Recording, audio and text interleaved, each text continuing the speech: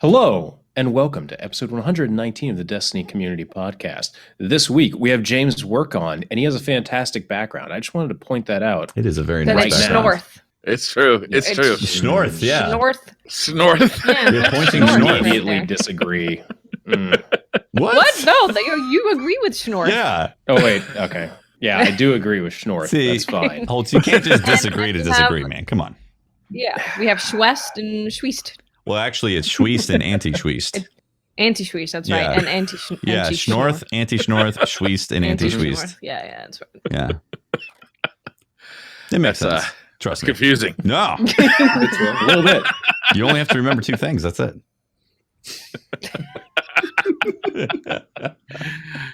James, how you doing today? I'm doing fantastic. How are you guys? Thank I'm you so for glad coming to up. be here. Welcome. Yeah. Yeah, thank you. You want to All introduce yourself a little bit? Tell us who you are. Tell us how people might know you.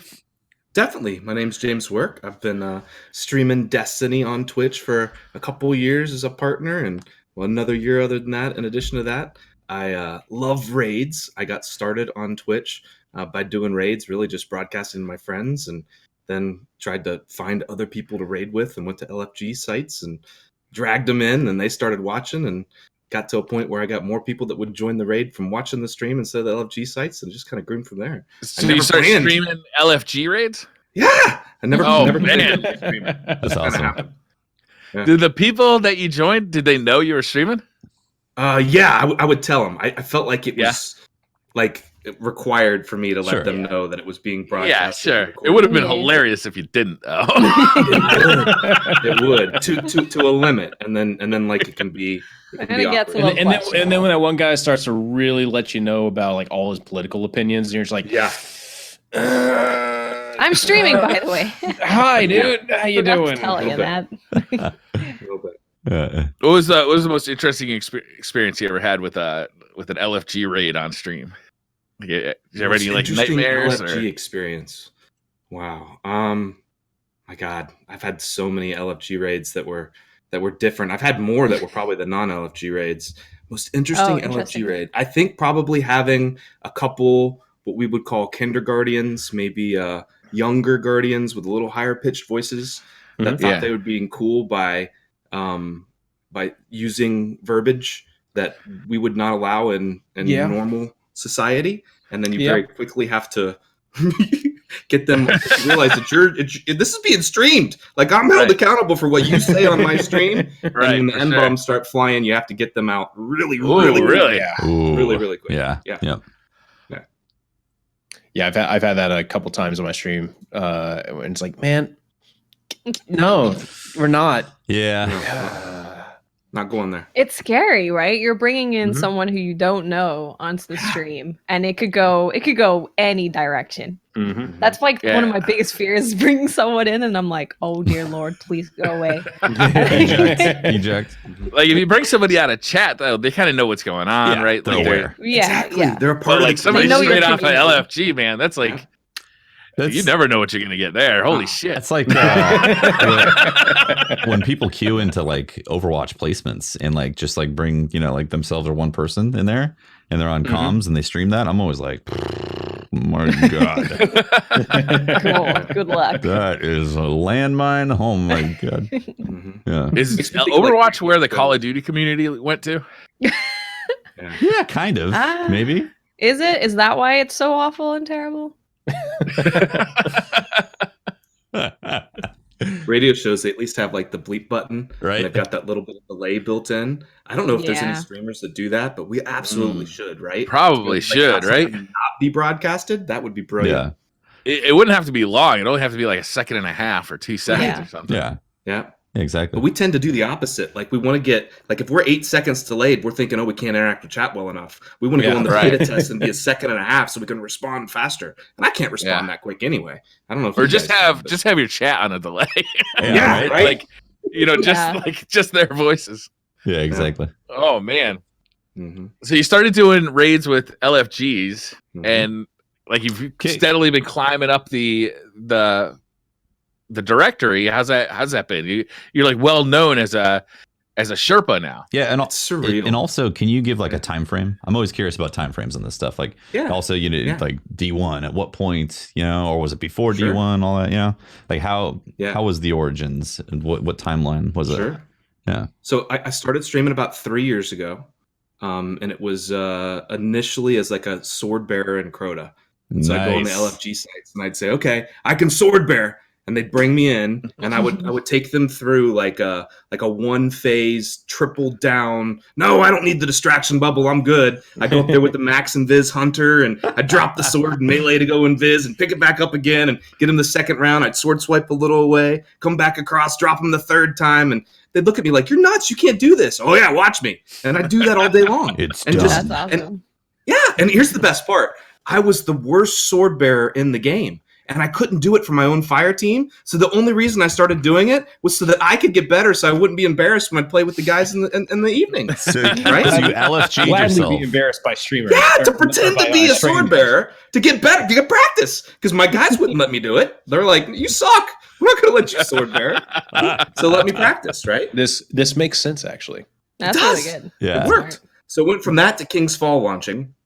And I just had a blast in King's Fall. And originally the streams and the recording of the streams was really to have my friends show up and watch, right? So I'd be on PlayStation 4 in the family room, and the background behind me is like the kitchen and my wife and kids like walking around and making dinner. I'm sitting on the couch. I eventually moved to a coffee table with like a laptop, and I'm sitting there with the background around, and I'd be doing King's Fall raids all day long, right? And I got known for my call-outs, having really on-point call-outs for all the different parts of King's Fall, either from up top on top of the Sisters Towers and doing the No Night Strat, or down below, and just absolutely loving doing the raids. Nice. And then eventually the community bought me an Xbox, and I started streaming on PlayStation and Xbox, and it just kind of snowballed.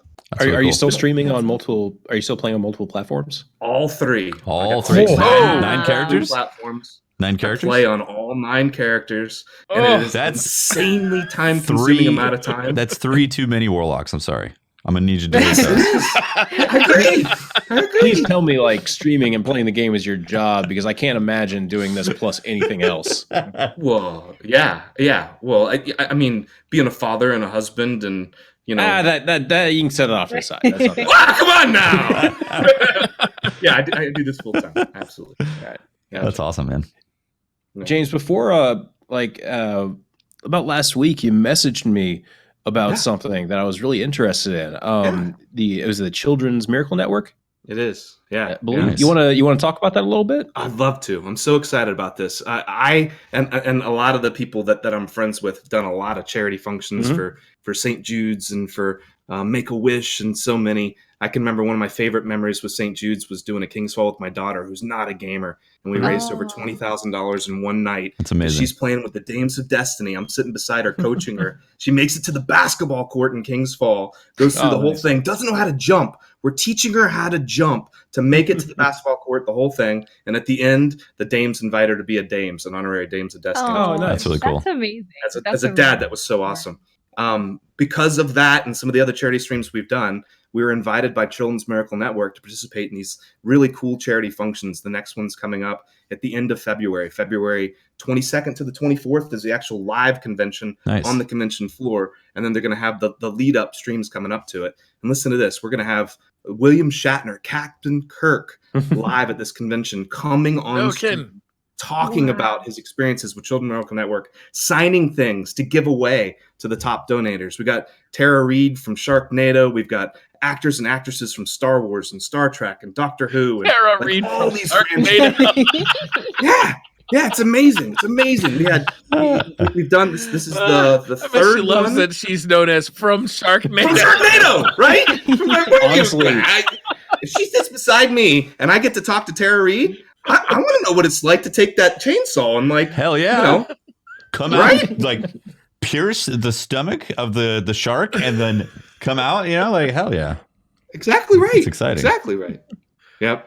So we've got these 4-hour charity blocks that are going to be leading up to the event. And then we're going to have the live event there on the floor of the convention center where these celebrities are coming by and coming on screen and signing stuff and raising money for Children's Miracle That's Network. really cool. And then we're going to it back over for streams throughout the night, when then it comes back live on the convention floor. Our goal is well over $100,000 this year for Children's Miracle Network, and we have spots available for all content creators. It doesn't matter if you're an artist, if you're a moderator, if you're a Twitch streamer, a YouTube streamer, Facebook gaming. It doesn't matter what you do, what's your podcaster. You help run a community. We've got a place for you to come in and help. That sounds awesome. I'd love to be a part of that. Yeah, that's really cool. That'd be awesome. We'd love to have you be a part of it. We could have DCP be a part of it. Yeah. That'd be great. That'd be really cool. Yeah, to have the whole group be a part of it. it? That'd be awesome. When is it? It's coming up the end of February. You said like February 22nd through the 24th of February is the actual time on the convention floor. And then we're looking at probably a 96-hour live stream to be back to back to back to back. But if we have enough people, we're willing to expand that out on either end, because the more people we get involved, the more money we can raise for the kids, the better. Awesome, man. Absolutely. Yeah, that sounds amazing. Yeah, that's really cool. I think that'd be cool if we could do something to help out with that. Cool. To have the whole DCP involved, I'd love that. Yeah, we'll talk after the show. Yeah, we'll get you in touch with Pope. Yeah, Pope is our manager. Producer. You know the guy that you already talked to like get on the show. We'll get you in touch with him. He figures out what the hell we're doing. Is it bad? I kind of picture Pope in a sexy little outfit with a whip, like that too. I mean, he's a man. That's only when he's dealing with Holtzman. Yeah, that's Holtz chat right there. That's the Sunday confessional with Holtz. I understand. Can that be a thing? Pat, you got to make that a thing. Is that an emote? I don't like you any can direction whip the that this is going, crawdads. by the way. Yeah. You get a whip master? emote. You can whip crawdads. You can whip many things.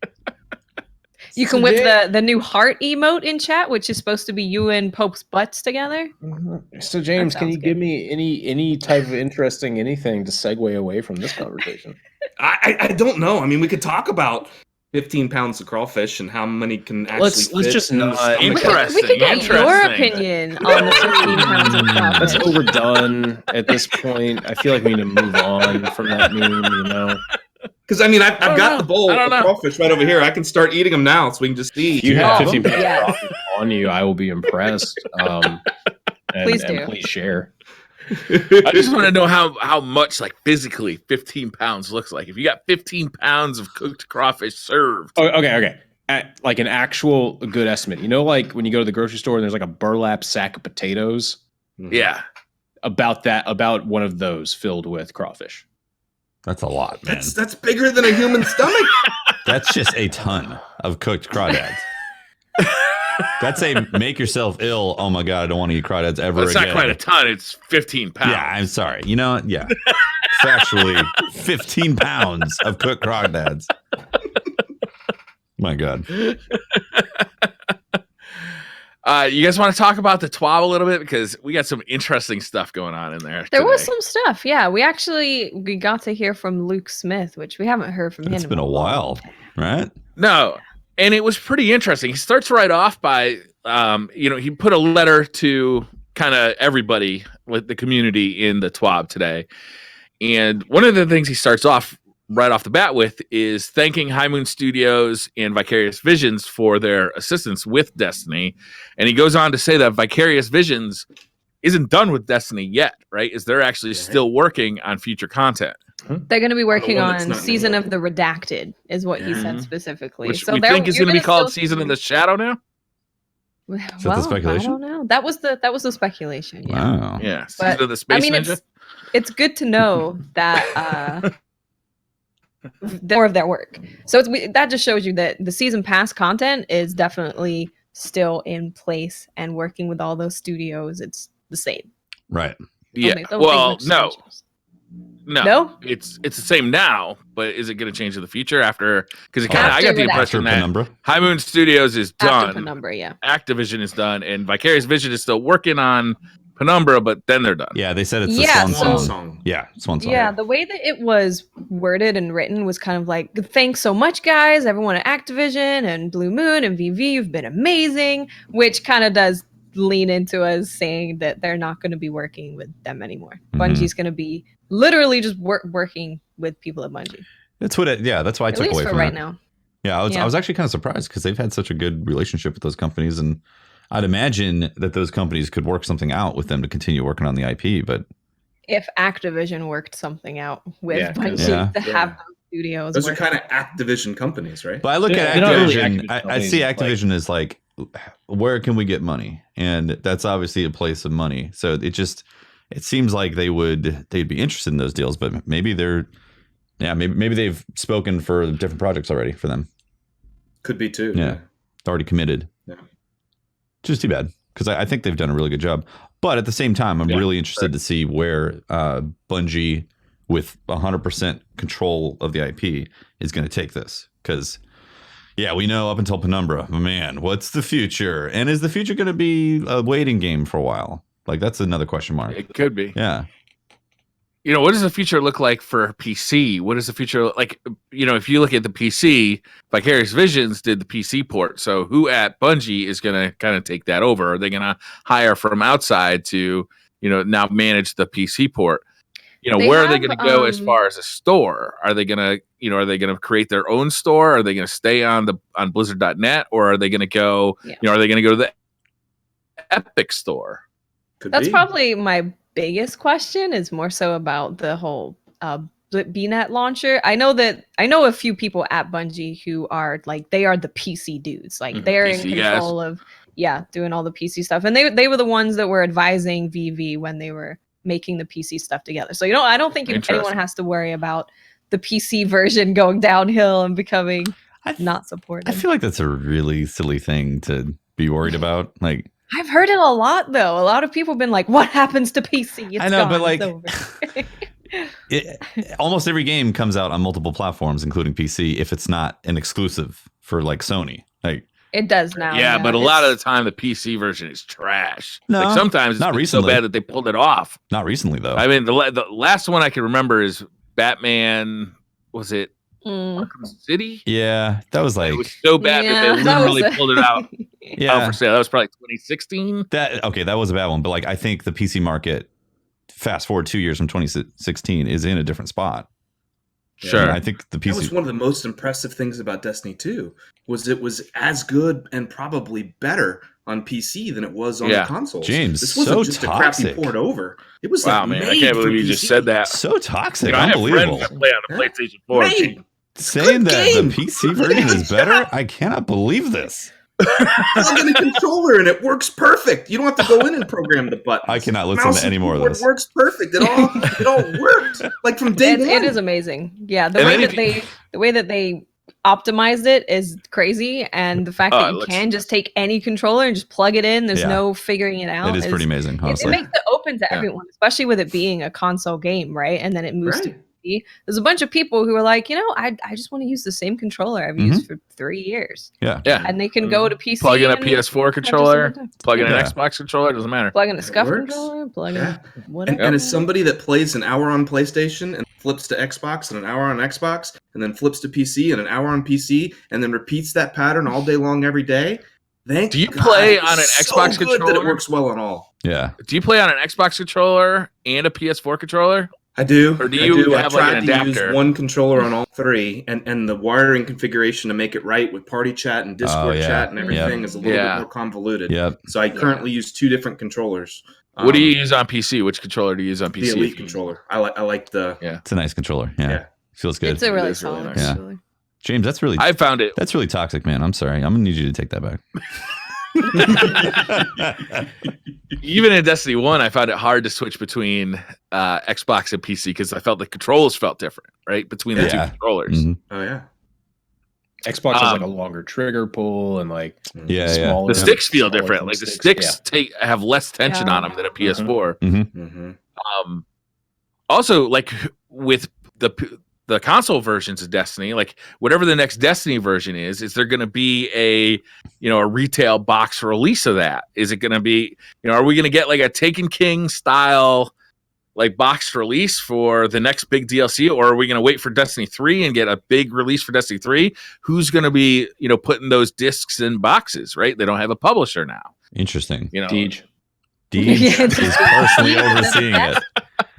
Deej is just going to be the one putting CDs in boxes. Yeah. Could Destiny become an online only thing? Because you got to be online to play it. So I mean, it already is online only. Oh, you meant for distribution. To buy it. You meant for distribution. Yeah, because if you distribute it online only, I'm sure you lose a lot of sales, like especially during the holidays when people want to put gifts under Christmas trees. It's like you say that, and then like you can go get like Fortnite shit at Target.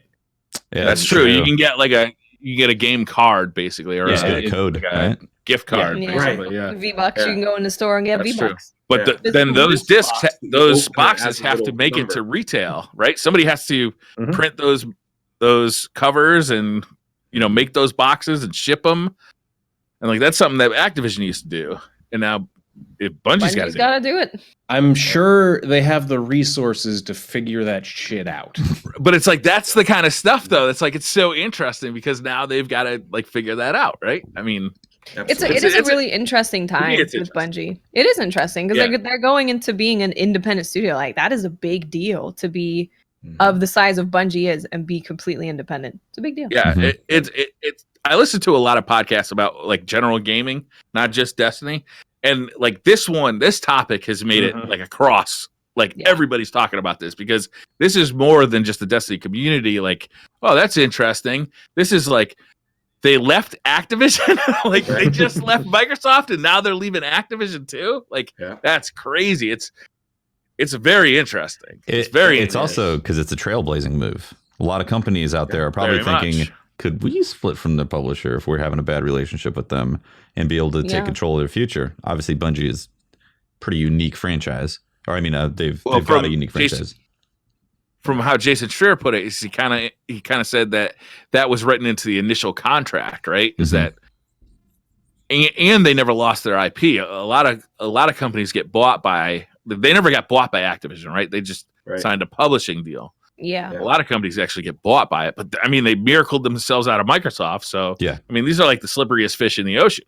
They lost. Nobody can hold on to them. They lost Halo though with Microsoft. They lost Halo, but they kept the company. Yeah, it's very fascinating.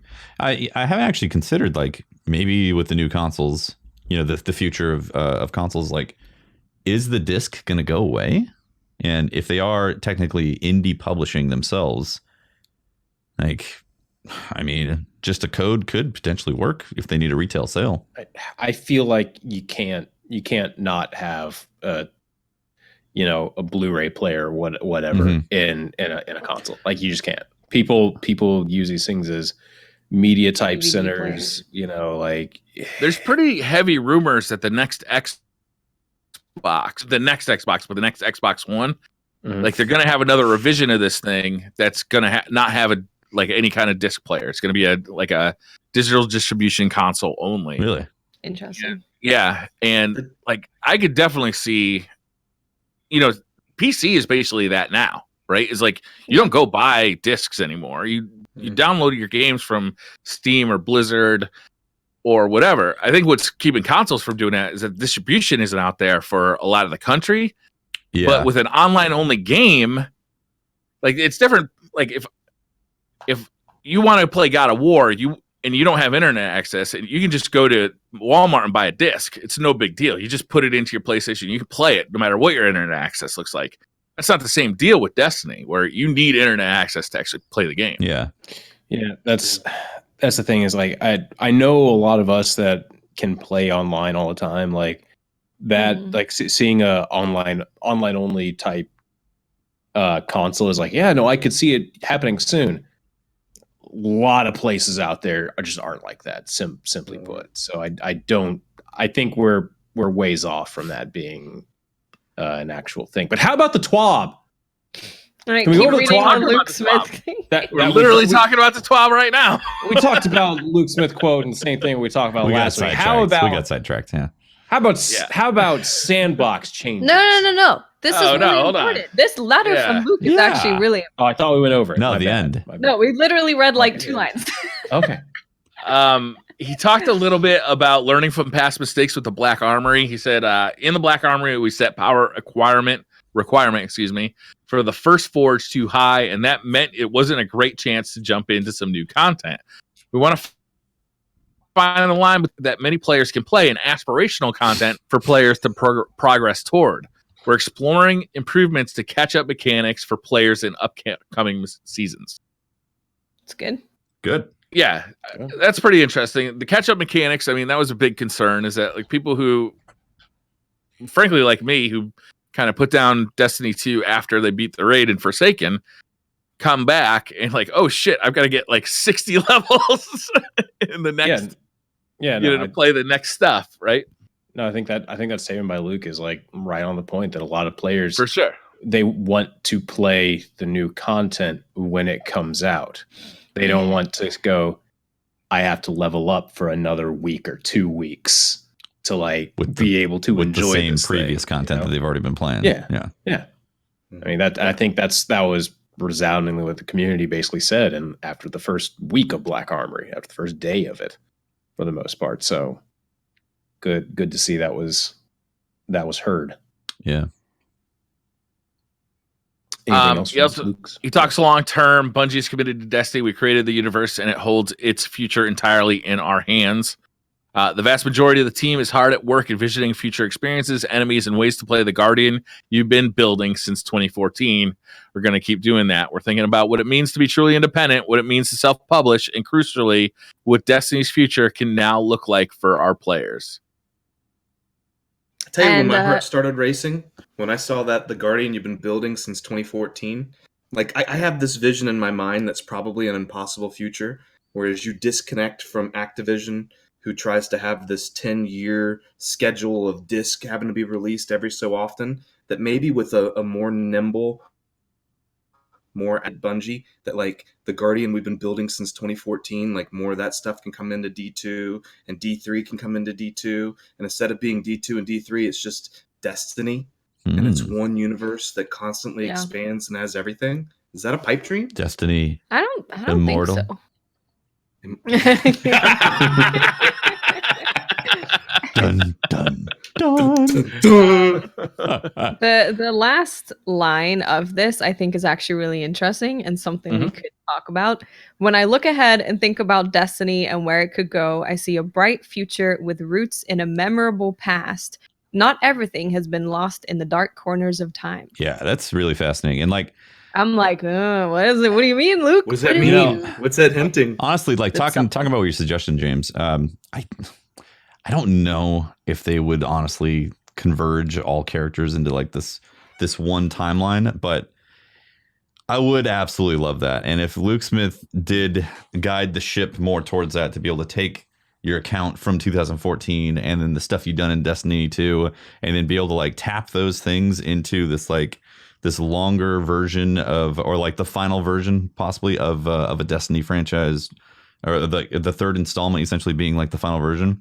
If they were taking those things and he was, pulling inspiration on that, I would love that, man. I think that'd be really cool, honestly. Like get rid of the 3 character limit.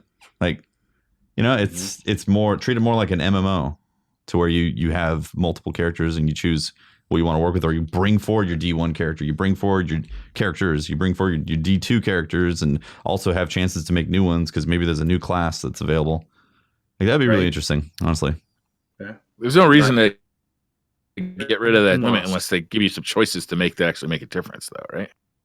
I want to be able to have 3 hunters again, personally. I mean, especially if they double down on making those classes feel more different from another and really go into that, then I think it's going to make sense that people are going to want to be like, I am a hunter, I am a warlock, I am a titan, and they're not going to want to do everything, because the more that they differentiate between each other, the more you're going to want to just play one. That's a good point.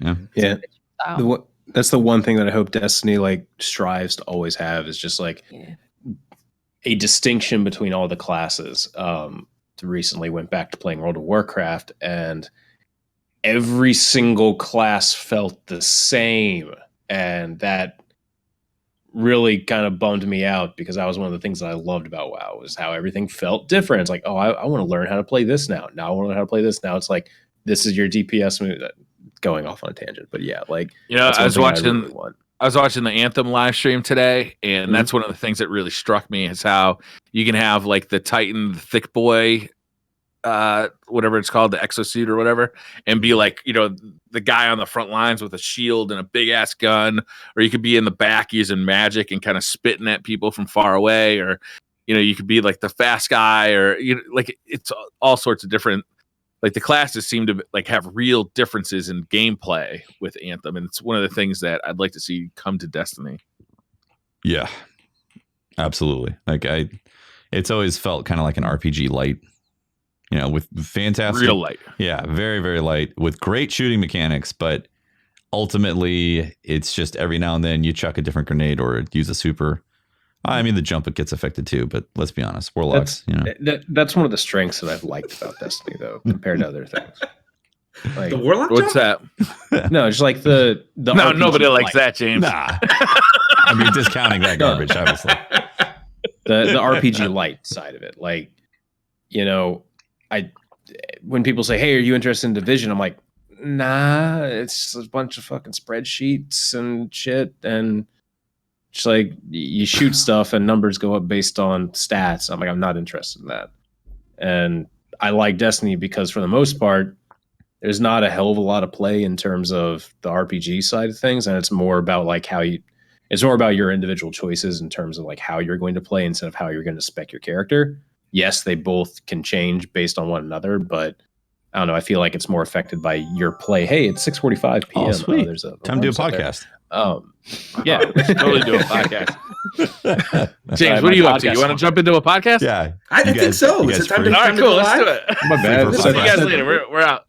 Set that one a little bit too late. Would have missed the podcast. You would have been very late if that was Very your late, podcast alarm. So I want to say that I see both sides of it. I do agree there is a benefit to it being an RPG light. People can get into it easily and they can get going and like feel like they're doing space magic and all that.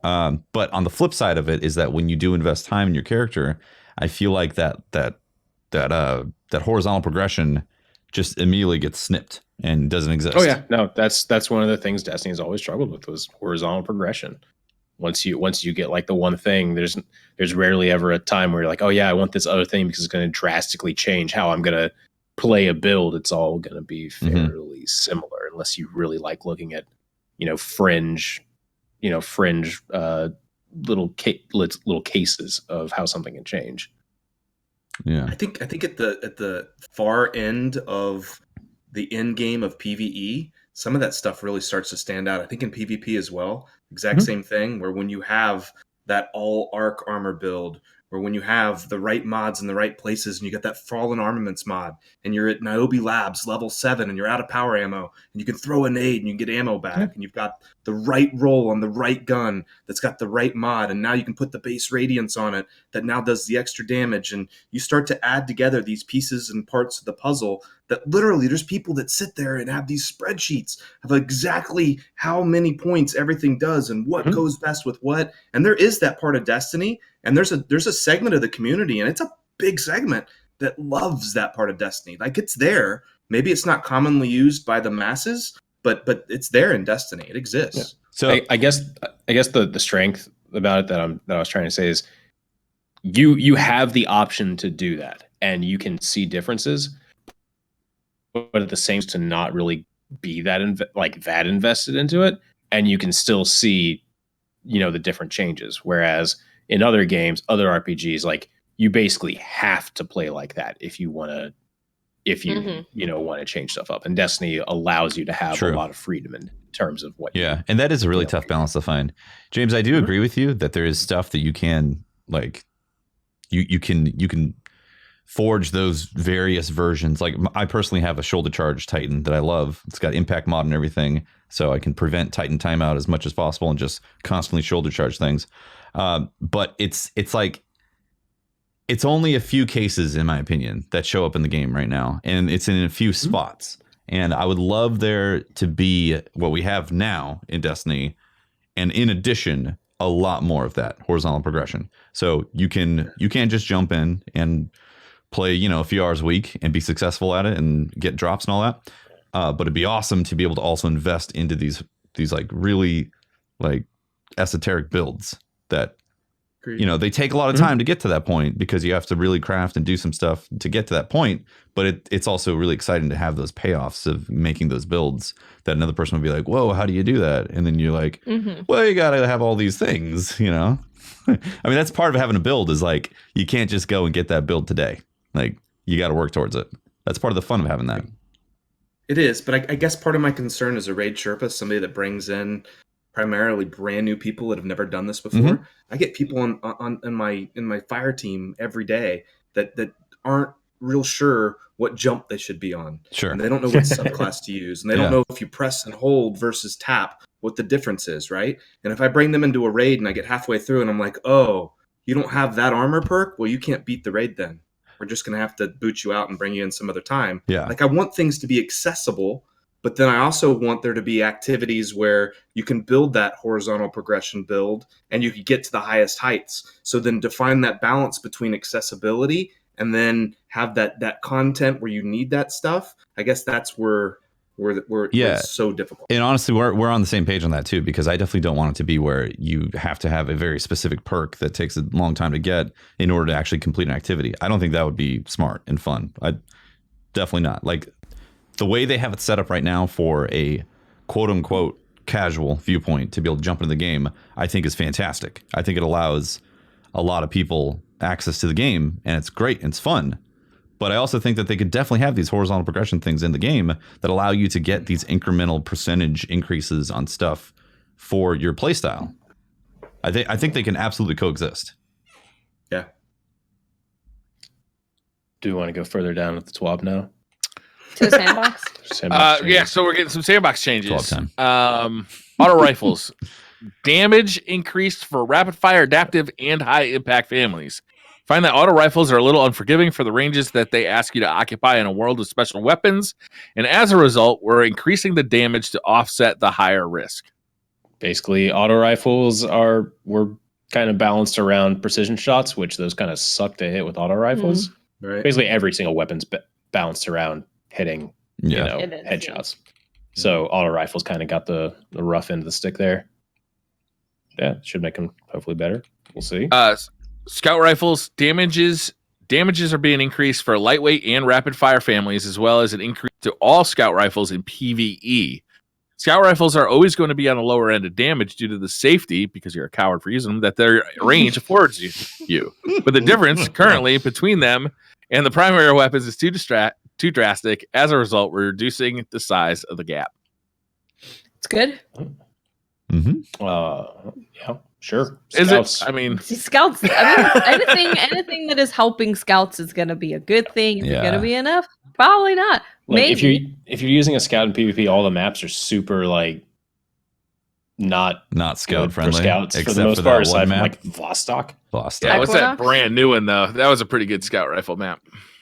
Yeah, the skate park one. Oh, Yeah. Equinox. Yeah, no, I'll be honest. No. I stopped listening when you said scout. I didn't hear what the buff was.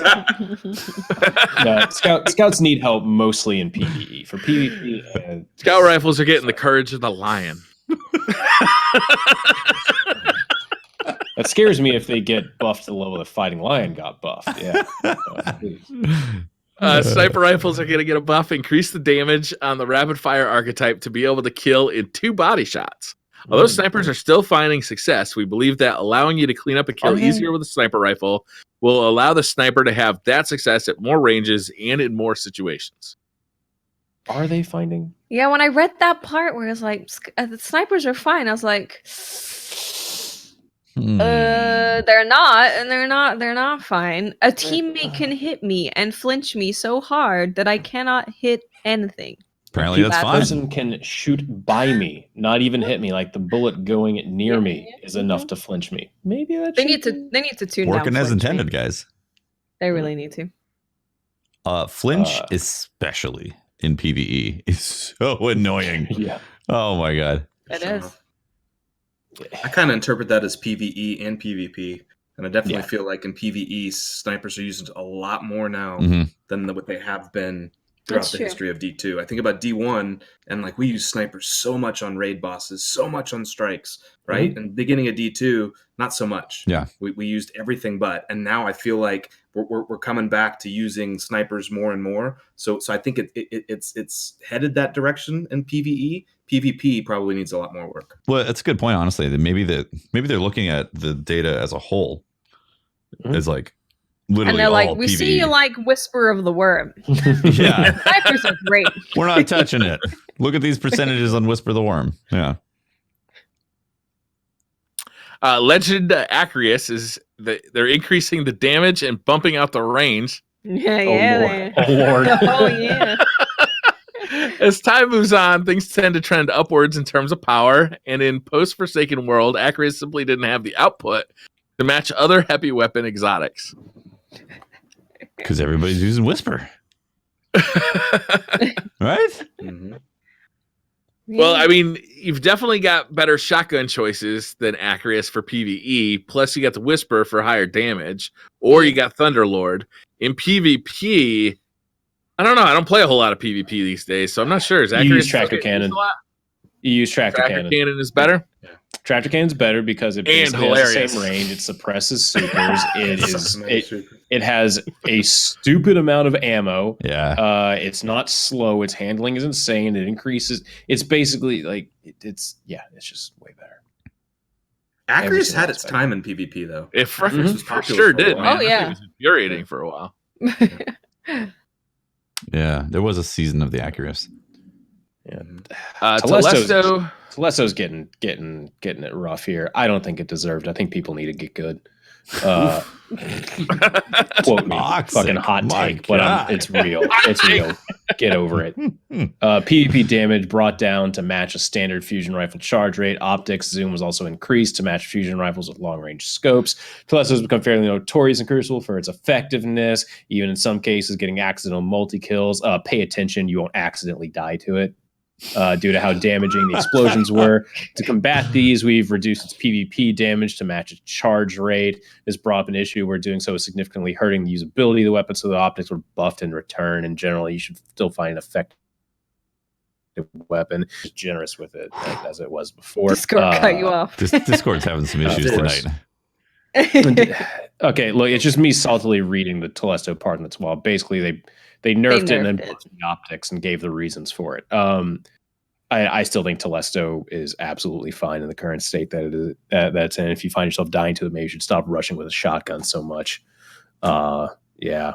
Or That's like standing there opinion. across the fucking map. Maybe you shouldn't stand still. In What PvP. if you're shooting at them with a Like, scout rifle I've across the seen map? some clips of Telesto like getting kills from across the map that are like, Mhm. what?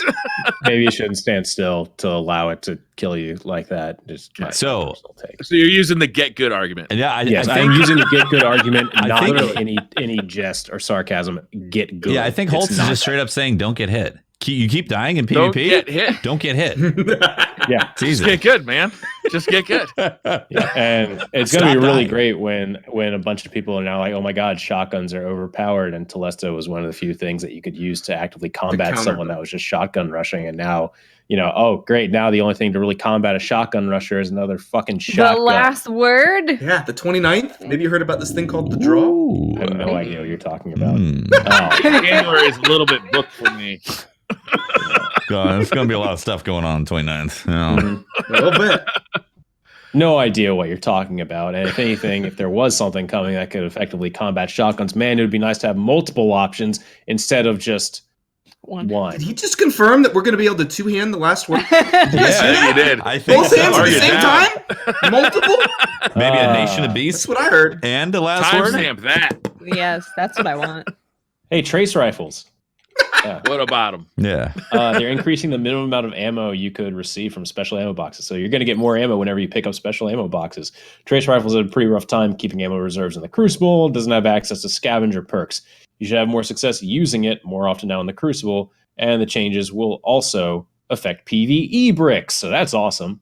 That's awesome. That That's is awesome. good. Cool. Because trace rifles are really fun to use in PvE, but they just, They are. They're fun to use in PvP too, and now you're going to be using them more often. Also, they reduced the strength of Wave Splitter in PvP because turns out when Wave Splitter has more ammo, the only thing people will probably use is Wave Splitter. Nerfed. Yeah. I feel like I run out of Wave Splitter ammo pretty quick in PvP. Yeah. No, absolutely. Like compare it to other guns where I might be able to kill. Yeah, I don't know. Yeah. Yep. So yeah, I'm interested to see like the power of Wave Splitter. Unfortunately, I don't play on PS4 anymore, so I have no idea what that's going to be like. But community, let me know. Let me know if it's still busted, please.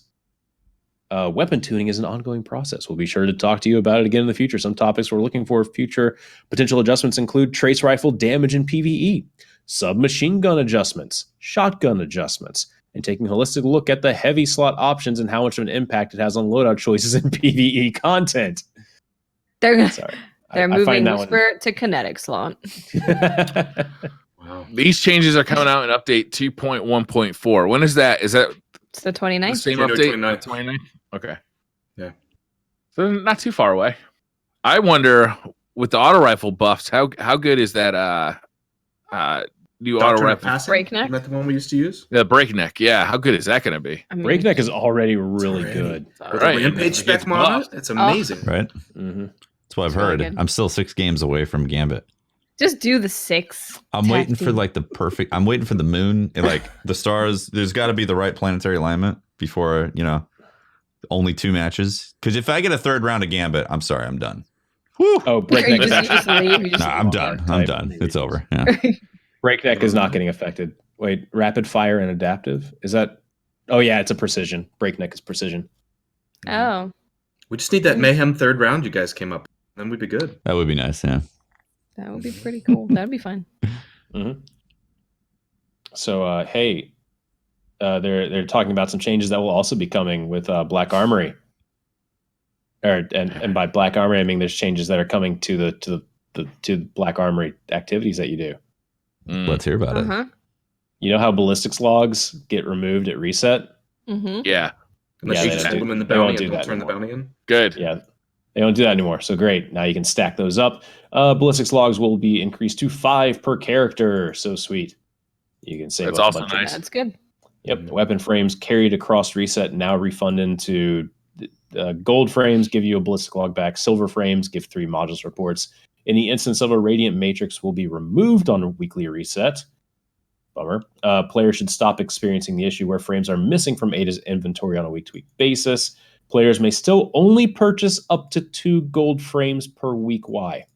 Yeah, that's what I didn't understand. If you can stack up to 5 ballistic slugs, why can you only spend 2 of the 5 to buy gold frames? And then does it save the others for future weeks? So you're stacking them up so you can like go on a run of like 2.5 weeks? Is it to limit power progression? Yeah, I would assume, Maybe right? because they're powerful frames? Yeah. That makes that actually makes sense. Why do you have to be so logical? Come on. Good something came over me. I'm sorry. I don't know where that came from. I mean, you wouldn't have to do those bounties that week then, if that's what you did. Yeah. So, like, I could. That's what you can do them while you're earning your frame as well. Yeah, so I could see it like that. That's a nice little time saver right there. But yeah. Drop rate for Black Armory lore increased from 10% to 20%. At least they gave us numbers. When I saw that, I didn't really care about the lore getting increased. I was like, "Holy shit, numbers on this!" There's lore in the game. If you would have told me that completing a forge had a 10% drop rate on lore, I would have said, "I don't believe you." It's true. You would have thought it was lower. Yeah, I would have thought it's at like 2%. Honestly, I don't pay attention to when that drops for me. I see it pop on the ground. It drops so infrequently that I thought it was because like, hey, you did a forge for the first time or something. Right. That's how infrequent it was. Should lore be a community thing where like you get a piece of lore and I get a piece and we bring it all together in some kind of a forum where we piece it together as a puzzle and share with Can I just get my piece to my island? island? We all get our own. So you can make a video about it and tell me. I think lore should be a thing that you collect because part of the fun is being able to be like, oh my god, I completed this lore book by myself. Now I can go through and read it. Okay, like instead of going online and doing. I agree with you, Holtz. And we had that in D1 with the ghosts, right? Mm-hmm. Yeah. I don't like that it's RNG. Just straight Oh up. no, I agree with that. I don't like it's RNG. Yeah. I'd More much Should be able to Ghost go prefer out hunting and was collect it. was an Yeah. activity upon itself, and I enjoyed it quite a bit. I'd much prefer hunting very obscure ghosts in the world to actually collect all these pieces of lore. No, I absolutely agree with that. I hate that there's RNG tied to it. I just like the feeling of completing the book. Yeah, Right. I liked how there were some that were hidden in raids, so that like if you're bringing somebody new through a raid, you get to tell them where the ghosts were. Yeah, don't forget the ghosts, was right? fun. That was the thing, yeah. Yeah. Yep. Also, now if you're wanting to grind for Black Armory lore, you have to successfully ignite the I don't have to forge. do shit. You have to ignite the forge fire. You have to ignite the forge. You can't just AFK. Can't make me. So, yeah, you can't You're my AFK real the dad. forge anymore, Briar, to farm that lore. Sorry. Let's see. The quest step that requires players to defeat a high-value target on Nessus no longer requires a player to land the final blow. Modules reports and ballistics That's logs good. will now go to Postmaster if lost. Forge emblems will be awarded when completing a forge, no longer requiring a specific bounty, which Dude, that final blow thing, I didn't personally get affected by that, but I Frustrating. heard it was infuriating. It was. Oh my it gosh, was. Yep. And people would be so mad because you'd see 4 or 5 people hovering, knowing he's Yeah. coming. He's coming. And you would Yeah. swarm to see who could get the first shots in, but the first shots didn't matter. It's who finished him off. Yeah. And then everybody'd be shooting you because you're the one that stole Well, you their gotta- kill. you It's gotta like, dude, sit around I've been there waiting for and 30 minutes. What are you talking about? You got to wait for his health bar to be about a quarter and then shoot a rocket at him. Exactly. Just use Oh, Celestial I'm Nighthawk and then none of Actually, I that already matters. had that. See ya. Blade barrage. Red level That's a shotgun, good point point. blank. Blade barrage them, right? Yeah, that'll work. All right. This is Clubhouse renovation. Do we care anything about that? Some stuff changing on the Bungie.net forums. That's a place of vile. Place that I do not go. I don't want to go there. I like the Actual idea, toxic. though, of them trying to make it a better place to communicate what's working and not working about the game. Because if they go there to look to find Mhm. stuff and it's not working now, well, then they're working on it, right? That's a good thing. They put up a list of things that they expect to be resolved in update 2.1.4. These aren't guaranteed, but the most important one of these is the knife flip emote Yes. does not loop indefinitely, and it Mhm. should. It should. Yeah. Yes, definitely. So I want to stand there. thank God we got our top guys on it. got Top mind's working on it. Why is Solving this not the looping real indefinitely? problems. of Dude, that's a real 2019. problem, okay? I got that emote for free, and I expected to be able to just sit there for the rest of the game until the servers go down flipping that stupid knife. Yeah. Right? You can't. You got to I had to refresh set it up with a macro button. to Yeah. hit the button. Unbelievable. I'm going to sit in my Callus throne forever. Does that count too? Yeah. Yeah. That Yeah, should be an ongoing issue. that should be it as well. Mm-hmm. Imagine some people file a bug on it. Get the top minds on that one too. You got top men on it. Is that it? Is that all we want to talk about from the TWAB? I mean, yeah, you should think definitely so. watch the movie of the week because it's pretty funny. It's Getting- good. Yeah, I watched it. Getting max amount of players in a public instance, and then all of them are on a Warlock well, and they're just popping the well over and over and over again to kill bosses. It's hilarious. Oh, nice. Mm-hmm. I think the end of the TWAB's worth mentioning too. And when Yeah, they talk about level 7 and Naomi Labs and who beat it, that although all of us were tuned in and watching Glad and Clyde and Krusty, and it was the entire community that came together, Raid Secrets and Destiny the Game Reddit and all these different forums and all these different personalities. And yeah, I have to tell you, Raid Secrets was so close when that hint came out to like the exact pattern to do it. And then when they got that additional hint, that confirmed it. And their very first try in, they got it right. And that's a complicated solution. I've gone in and put it in. I've got the emblem, and I have to tell you, like, I would have never come up with that. So Calling that a bravo to hint, Bungie though, for putting wasn't out that the supposed to entire be community. like a clue? Like it was supposed to be part of the puzzle, but they just Let's ask that, Tough guys. clue. Do you think it was genuinely supposed to be a part of the puzzle, and Bungie was like telling the truth, or do you think they saw that the puzzle wasn't How? that great and they're like, guys, I could. They- I Are those could words supposed to be in the totally see that. background of the monitor? supposed to be. Like, where did that fit? How was that part? That's No, the well- thing. That's why I'm suspicious, because they didn't say, oh, it was supposed to be here when viewed through a sniper or whatever. It was just like, yeah, it was supposed to be there, guys. Well, that's the thing. Like, it totally could have been. We don't know where it was supposed to be, where that hint was supposed to Yeah. be. Maybe there's Yeah. another one on the wall. What if it was on a wall somewhere and you're supposed to look around to find it, and no one just ever did, or maybe it just actually isn't there, which is why they decided to give the hint. I could totally see. I think it's actually not there, right? Yeah, it legitimately couldn't be there. And so that's why, like, if you were testing that activity, you would just have all the things to hit. You're just testing to see if it works. You're not testing to see if the thing pops up, probably. So, yeah, no, I totally see, like, that's a very plausible thing. It could, they totally could have missed that. Mm-hmm. And for those Guardians out there in the world that are going in and do it yourself, on puzzle 7, the hitbox of the fish emblem is not on the fish. Yeah. It's closer to you, and you will wipe and wipe and wipe and wipe until you figure that out. I'm real surprised they actually did that the first time, because Watts, CC-kun and I, we did that about 3 times, and we just were like, fuck it. We can't do it. Like, we made it without the cheese and everything, and we just couldn't do it. And it was because I was shooting fish, assuming that fish registered, and it wasn't. Yeah. That was GSXR Clyde's position, and if you watch from his perspective, he shoots fish 3 times, and he moves it closer to him, and the little dome that pops up and makes the sound is actually down closer to him and to the left of even where the third shot is, but he didn't give up on it until he saw that little dome animation, and the guys from Raid Secrets came in afterwards and thanked him profusely, because had he not continued to shoot fish until he got it, they probably would assume that was the wrong code. Yeah. Right. Yeah. Probably. Oh, man. Exactly. Yeah. That's one of the things I hope they take away is, like, a fail state, say, hey, you failed. Yeah. Like, just a message, something to Challenge say, hey, failed. Challenge challenge failed. Please.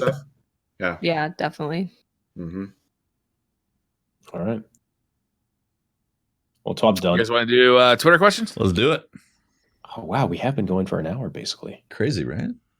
It's gone fast. It has been. Has been. Time flies when you're having fun, right, guys? Woo! Yes. Yay. Not convincing, Watts. Not convincing at all.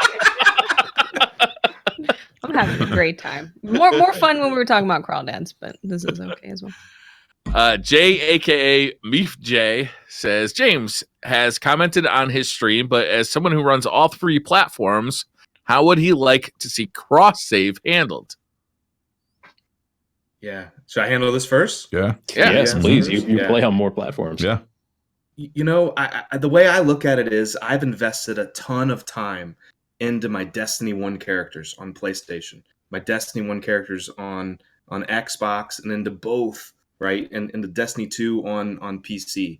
And if I had to pick just one profile to be like the dominant profile that would be across all for cross save, like, I would hate that I would lose all of that, right? Mm-hmm. So it'd be nice if there'd be somehow to like maintain all those raid completions and all that gear and like merge into one, but that might be totally unrealistic. So at the very least, I would like to have an option that if you choose one to be the dominant profile, allow me to like separate the accounts and keep those over there. So if I want to go back and like play that, whatever. But in my gut of guts, like this split from Activision, I think opens up opportunities for Bungie to maybe talk to Epic, talk to some of these other places, even though it's very clear in what they're saying that they want to self-publish and they want to self-distribute. That could be partly negotiating tools too and tactics. And if you talk to Epic and Epic says, you know what, we want the next thing to be on our platform, maybe they can help with cross-play and cross-save and all these things.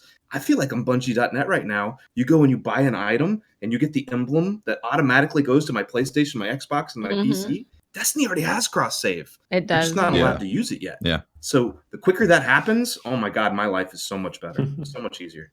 Yeah, they've done character migration in the past too. If you switch to from a 360 to a 1 or a PS3 to a PS4, the tools are out there. It's just about making doable it work technology. For the mass public. Yep. Yeah. Yeah, I'd be concerned about that too, James, is because my Destiny 1 characters are all on the PlayStation, but for Destiny 2, like I've put way more time into my PC characters. But like I lose that history of the Destiny 1 characters. So yeah, it's not easy. Whatever solution they come up with, it's not going to be easy. I think that's the main thing is that it's somebody's going to be pissed off somewhere about whatever solution it's going to be, and figuring out the best for the community is going to be the big question. I think being able to split off the ones that you don't want to get rid of, but you don't want to make the main one that would be a nice solution, honestly. Yeah. So if you do have 3 accounts, like my PC account, but the other accounts, put them into a separate profile. That would be nice. Yeah. And play King's Fall on PC. Mm-hmm. Or give us unlimited space. Frames. Unlimited frames, unlimited vault space. Put everything together into one giant vault. So we have everything. It'd be a Super giant vault. vault. That would be. Every weapon, every armor, everything you've ever done, all merged together in one profile. Love it. I could have my D1 last word in my left hand and my D2 last word in my right hand and go Same dual time? wield Is it that what just we like Holtz said I could. That's right. Please don't. Please don't. Please don't. Panda says, James, what is your favorite raid to run? How about your favorite raid to Sherpa between Destiny and Destiny 2? Between Destiny 1 and Destiny 2? I mean, my favorite raid to run right now is by far the Scourge of the Past. I think when we fast forward 9 months, 12 months from now, and we look back at this raid in historical perspective, the way that we currently look at all the other raids, you think about the Sparrow race in the middle of it, and the Drake tanks in the beginning to kill all the Berserkers, and then at the end, and the ability to go out on the floor and shotgun this boss, hang back in the room, and whisper him all the different ways. It can be a raid that you can take a virgin through in like 45 minutes or an hour. You could spend 3 hours taking multiple people through that haven't done it, but you could speed run it. What are the speed run times now? Like 8 minutes? Crazy low. Yeah. Yeah. Is it really that I low? think it's going to be the most fun raid ever to go back and replay, right? As far as like Sherping, it's a great one, right? But I can go through every raid, and there's strengths and weaknesses to each one. Best loot ever in the game, Vault of Glass. Like Vex Mythoclast and Fatebringer and Vision of Confluence. And oh, by the way, you do it every week, you get more chances at the Gallahorn, right? You want to go back in with your friends when you've been drinking a little bit? Let's basketball court at King's Fall. You want to go play a raid solo? Crota's End was my favorite to solo. I did the beginning of every stream, right? You want to go speed run and use swords and Wrath of the Machine. You want to be able to log in and week out on all 3 characters? Leviathan was different every single week. You want to go up on a stage and shotgun the crap out of a boss? That's Spire of Stars. And then, there was Eater of Worlds. Eater of Worlds was probably my favorite raid mechanic. Yeah, it was my favorite too. I loved Eater. That's amazing. Satin Cowboys fan, describe the most frustrating instance you've ever had teaching a raid. This is for everybody. I've never taught a raid. Next person.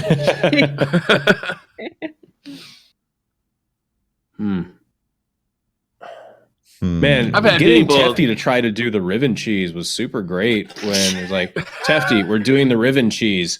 Follow us to Crystal Room. Follow us to Crystal Room when we go down. Oh, okay, got it. As we fall down, we start going to Crystal Room. Tefty's just like, hey man, sometimes sometimes you gotta disconnect a little bit, Yeah. I've had issues where the most people... frustrating one is the whole Schnorth and Schnauth situation with Pat. Schnauth? There you go. Schnorth? Yeah. Not to understand South. I've had issues where people just they were obstinate about I tell them what to do. Like for instance, in King's Fall, I tell them, okay, just stand on this part of the plate and shoot the knight who's going to come around that corner. That's all you got to do, and then jump directly from the plate to this bubble we're going to put in the middle. All you got to do. You can't possibly die if you do exactly. You just kneel right here. You can't possibly die. Guardian down. What the fuck, man? I spent hours in that King's hours. I can picture that exact plate, that exact bubble, that exact raid. I've been there. Absolutely. Some of you just won't listen because they're obviously not doing what they've been told to do over and over again. Yeah. Yeah, I feel... For me, go for it. It's judgmental raiders or even maybe the viewers. At times, I think we lose track of the fact that this is a video game. Yeah, I'm playing this for fun. The people that are joining the fire teams to play are here for fun. The ones that are watching the streams are here for fun. And there's a small but vocal subset of the population that gets really, really vocal about there's only one right way to do the raid. And I'm here to tell you, there's not. It's about having fun. Yeah. When you get an opportunity to raid with Joe Blackburn and Hops and these guys, they want us to like explore and try different strategies and kill bosses in different ways and experiment. And to me, part of the joy of doing a raid is almost this arc of like, you start out, you're 40 power under the raid enemies, and you're getting your butt kicked, and you're at Callus, and you have to use a Cold Heart because you have to do a 2-phase kill, and you run out of every other kind of ammo, right? And then you get up to the power level of the enemies, and oh look, we're killing Callus in 4 plates, and then oh, you're over the power level of the enemies, and now we're killing them in 3 plates and 2 plates and 1 plates, and we learn how to 1 plate kill it. And that's part of the fun of bringing people in and letting the new guy say, you know, do you want to kill them in 1 plate? What weapons do you want to use? What technique? And just have fun with it. And when you get these very vocal individuals that come in that almost treat it like a religion, there's only one way and you have to do it this way and you're a bad person because you chose to use that gun. Like, that's the most frustrating thing for me when I'm trying to teach a raid. That's a good answer. But that guy who couldn't make it through the Gorgon maze, he thought it was funny to get caught every fucking time. That dude should be shot. Yes. Purposely getting caught at the end of the line. Yep. We had one recently where we had a Guardian that wanted to do the points on Riven, and then we had the Bonge, another streamer, was purposely shooting the eyes every time they put on the melting point and made them think that they were melting pointing the eyes over and over and over. You son of a bitch. That's amazing. I honestly can't think of it like a single time. I think I have to echo a lot of what you're saying, James. Like, yeah, when people feel like there's only one method, you have to be the most optimal, and the only, like, this method can only be used if you're going to raid. Like, that is just straight up false. Like, I love using whatever's in my inventory at times. Like, I load up my character, I happen to have whatever on there. I'm like, well, I'm going to do the raid with this stuff just for fun and see. And then if we end up struggling somewhere, sure, I'll switch out my loadout and be more on top of things. Or if Holtz is yelling at me because I'm not listening to him, you know, be more on top of it. He admits it. He was not listening. You do the same thing to me, all right? Yeah, so, no, I do what? Yeah, exactly. So yeah, I've had some amazing raid experiences where somebody will like pull out. I can remember in D1, somebody pulled out a Dragon's Breath. We're like, what are you using? Nice. And guess what? The thing actually worked. It actually was fun. Like, he was laughing. We were laughing. We had because we didn't tell him what gun to use. He just used what he wanted to use, what he had in his inventory. And that's part of the love of the game. The second incarnation of the Dragon's Breath was like super fun. Like, that gun was really fun gun. Yeah. It's kind of in Jotun now, right? With the flames that leaves behind. It is.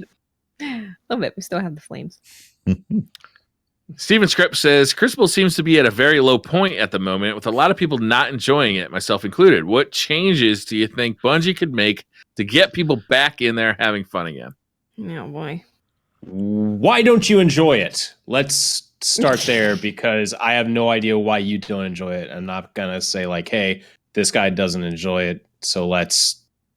I don't know, man. Like, what would you I'd like to see Trials of Osiris come back. That would help. You know, the other day on stream, I was like, they should just get rid of comp. They have so many problems with it, and just focus on bringing back Trials. Fun tournament, good loot, good armor. Let's do it. Yeah. That does sound pretty good, honestly. Yeah. I just would love Trials back. Just 3v3, elimination. Even if they want to do 4v4, whatever. I want elimination. They should do 3v3. They should, yeah. I'm a PvE guy. So maybe my perspective isn't as valuable as those that play PvE every day. But from the little bit that I play it, what works for me is this idea of the sandbox changing and evolving on a regular basis.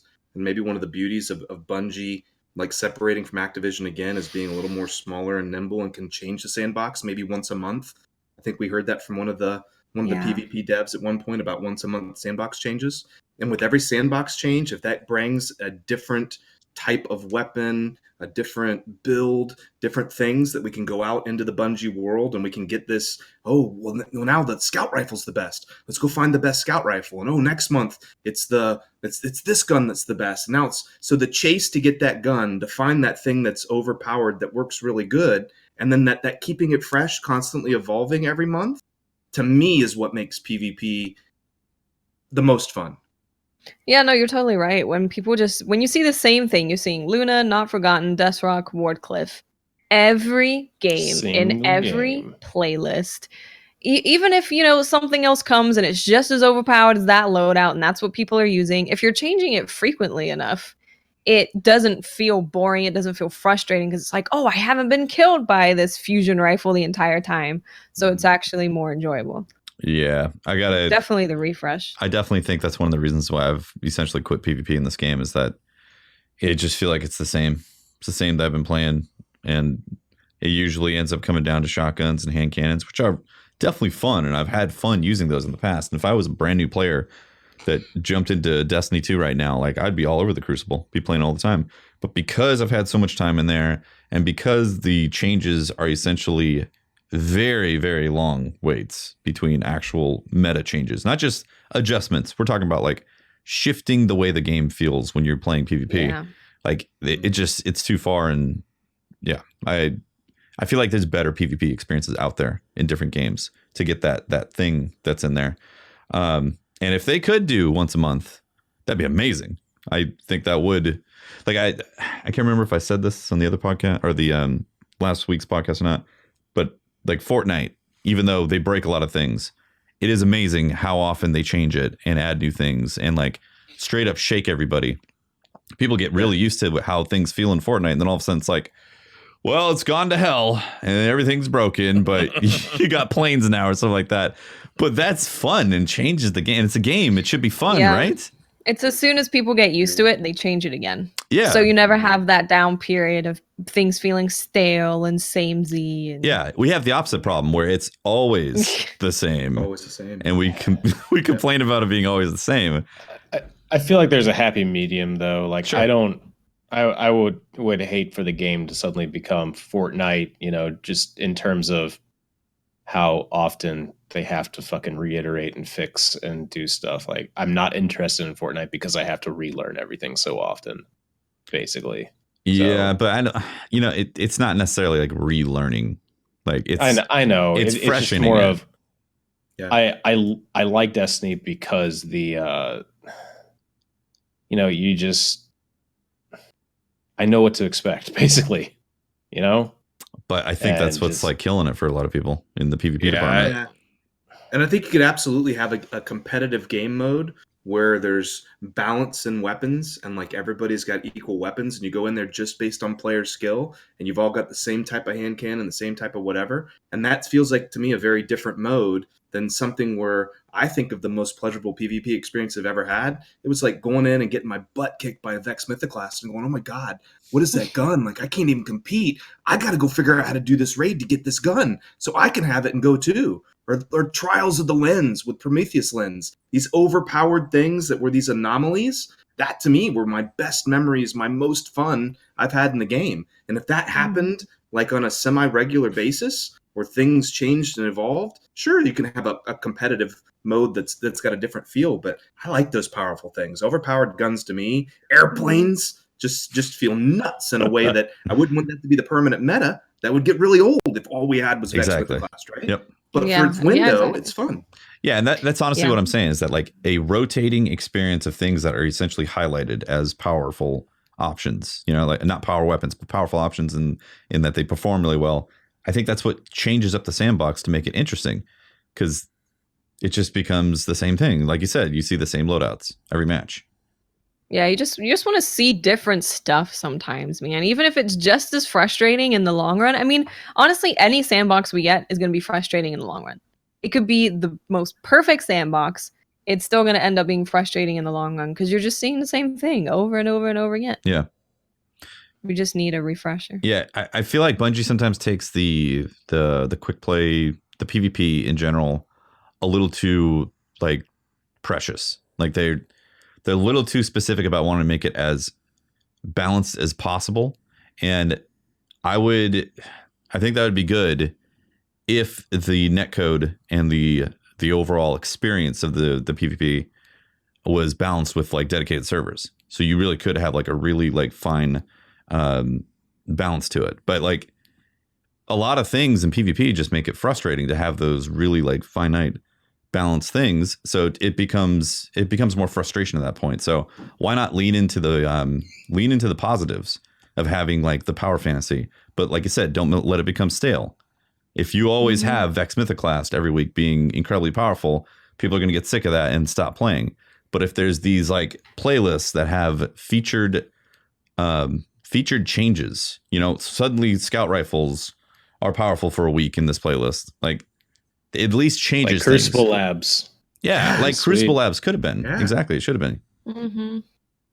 A I'd limited definitely like time to see game Crucible mode. Labs do something like that. Yeah. Yeah, it'd be such a great way to like test out a new game type, a new weapon type, a new super, a new whatever, and then reward us for going in there and like grinding it out. Have them pull out the data. Like, I think it'd be fun to play and useful all at the same time. Mm-hmm. Yeah. Yep. Let's see here. Oh, One-Eyed Mass says, with John Wisniewski, Kevin Yanes, and Lamb Hamshank all tweeting about learning to code for the Unreal Engine recently. It sounds like all those people work in the same department, and maybe they all share a hobby of saying, "Hey, maybe we should all work on like maybe the Unreal Engine just to do something." Wait for the fucking question to finish, Halston. I don't care. What could Unreal mean for D3, and would they tweet this with hidden meaning or is this just naive as fuck? It's naive as fuck. Yeah. We'll go with It's a hint that. for Niobe Labs. It's a hint. It's a hint. Everybody go. Niobe Labs. It's level 8 is in Unreal 2. It's in Unreal Tournament 2. Oh man. Yeah, you got to remember a lot of these developers are like, they started as like a hobby passion to make games and continue to have that passion of wanting to like mess around with game design and development. And sometimes like trying out a different game engine is very creative and gives you a different perspective on the process. And especially when you've been at the same company doing the same game for so long as well, like you want to learn more skills. Going deeper into game design and learning different things, it's fun to not just sit there and stay the same. All I'm hearing is that Unreal Tournament 2020 is on its way, courtesy of Bungie, and I can't wait. Can't wait. Alola says, why does Taft hate me and our warlock brother? It's about time he answered for his sins. I've seen him have actual fun playing on his warlock. Is this true, Tefty? Do you hate warlocks? I've No seen comment. him having fun on his warlock. No comment. He's had fun playing a warlock? Mm-hmm. No comment. The amazing part to me is that you see these challenges where they'll go do like 2-man kill of the Scourge boss.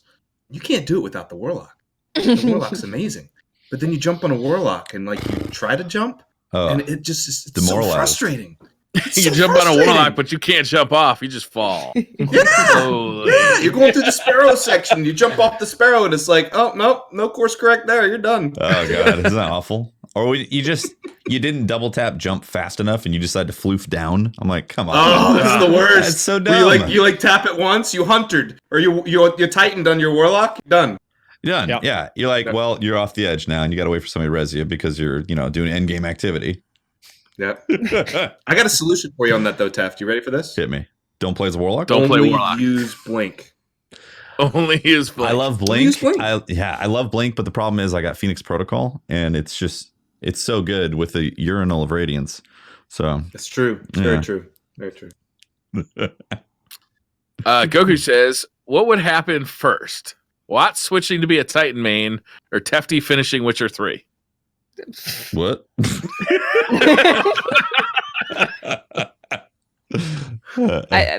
Tafty finishing Witcher. I don't even know what that means. Definitely. Is that something for Niobe Labs? It's the Netflix series. Oh, okay. It's Gotcha. It's a Netflix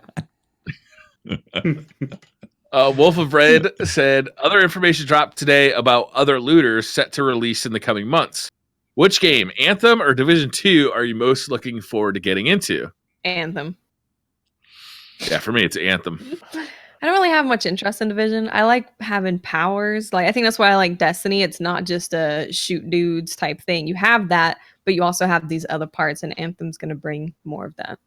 I could never get over the disconnect of like having a machine gun and just like unloading 2 clips into somebody's face who doesn't even have like a helmet on or anything. Yeah. And they just keep running at me. Like it just Especially like, as it's a cognitively person. never worked. Not for a me. monster. Alex is a strong dude, man. You know, he takes a lot of bullets. I understand that it's an RPG, right? But it just like visually, like it just never worked for me in that way. Like I loved the Darkness Zone or Dark Zone or whatever it was called. Yeah. Especially in the beta. Once everybody got like really powerful, it became a little bit more annoying. But in the beta, it was actually ridiculous fun. Yeah, I'm looking forward to both of them, honestly. I more so for Anthem because there's this like power fantasy that goes on with these suits, and the abilities are looking really cool. And I've seen some footage, and it's like a lot of it speaks to what I like the abilities, the loot, like Diablo type of loot mixed in with like, you know, this 4-player co-op missions. Like the world is vertical but big at the same time. Beautiful. Like, yeah, it's looking really cool. I just hope that it can actually deliver on the moment to moment gameplay experience. That's the big question mark right there. In Division, I definitely plan on playing Division as well. I'm not as excited about Division as I am about Anthem, but I still am excited about it because I had a good time playing it when it first came out. Division 1, I did enjoy that, and I jumped back in also when they had some updates. It was fun. I feel you though on like the bullet sponge, the hood dude with the, you know, taking like an insane amount of like machine gun bullets. It's like, yeah, it's a little weird, but then again, it's a video game. I'm still having fun. I felt I would have enjoyed that game more if it didn't have the Tom Clancy license.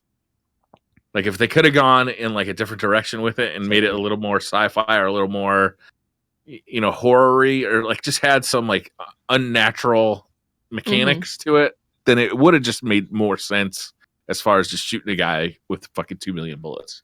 Yeah. Mm-hmm. The movement in Division never felt right to me. One of the things I instantly clunky. loved about Destiny was the way that you move and Yeah. jump and Division just doesn't. It took me out of the game. Like the whole time I was worried about how it felt, and I couldn't enjoy the game. But regardless of if they change that or not, and I don't expect it to change a whole ton, I want Division 2 and Anthem to be very, very successful. Because as somebody who thinks that neither one will ever replace Destiny for me, I feel like the more successful that they are, the better it is for Destiny. Definitely. Because Yeah. each For of everybody, these competitive franchises makes all the other ones get that much better as It they does, compete yeah. with each other. So I hope they all do really, really well. In a funny way, it takes some pressure off of Destiny too, because it's not like the only one of these anymore, right? So Yeah. But when then what's Destiny's in a wrong? bit of content drought, like we go play some Anthem or play some Division 2, Mhm. and then you know Destiny comes back out with a new DLC, and we can all come back and play Destiny. Mm-hmm. Wolf of Red says other information dropped today. That's the one I just read. Fat Lazy Slug says the social space for Solstice of Heroes could only be accessed once per character, and that seems like a crazy amount of dev time and money for just a few seconds of use. What do you consider to be the most wasted piece of content in Destiny 2?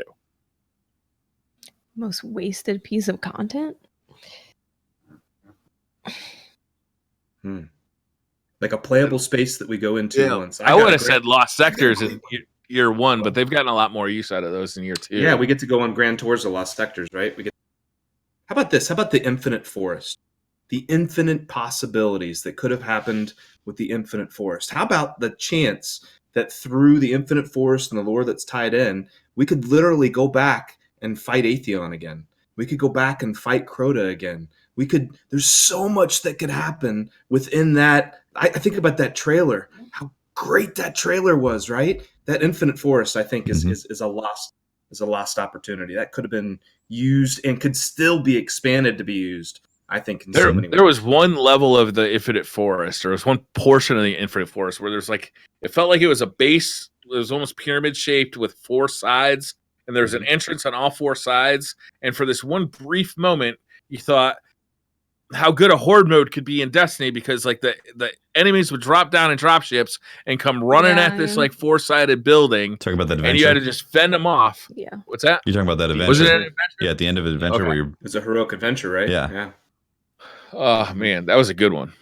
I'm gonna go with the arcology. I think Titan has a really cool space there that is like essentially just passing through and gets used for a couple couple missions, like, you know, the Ace of Spades at the end was used. You kind of go through parts of it, but like the arcology itself seems like this really cool freaking like space station in a way, because it's essentially a station that's been put on a methane ocean, and like we just see it here and there. That's a good full place too. Yeah. I'm gonna say the entirety of Mercury, because just I don't know, it's just like an entire destination is so small for everything that's there. They designed this entire public event that only shows up there. I'll tell you, I hate when that is like the weekly, because it's so fucking small, and it's like, yeah, the Flashpoint. I can't stand it. Yeah, and you can't Sparrow. Kick out, brother. Can't Sparrow. Bring back Trials of Osiris. Move Osiris into the lighthouse. It would have been interesting with fair. Mercury if like they had made that an actual vertical play space. Kind of like thinking of how like Anthem is, but like if we don't have one that's if that's like the top of it and you can go down to multiple levels below it, like, you know, 5 layers of Mercury. Be interesting. Still need a Sparrow though. Good God. Every time I still try to pull out my Sparrow whenever a strike loads up. I'm like, it's been this long. How about the Spire? The Spire doesn't even exist in the game anymore. What? Yeah, what's the Spire? The Spire, the reward space for Trials of the Nine. Yeah, that bedroom and that legit is the most wasted use. Right That now. is, it's not even used anymore. Yeah. How much different would Mercury have felt if all of the adventure spaces, all of the story mode spaces, all of the strikes, right? The entire Infinite Forest, if that was all a patrol zone, all of a sudden you take what feels like the smallest, and if they can all be patrollable areas, that's a massive piece of real estate, right? Being able to go into the future and past and all that would have been so cool. Oh, yeah. Future and past Mercury. You could explore a huge area. And you could have multiple public events. You could throw in a blind well, or you could do so much there. So much. Yeah, I agree.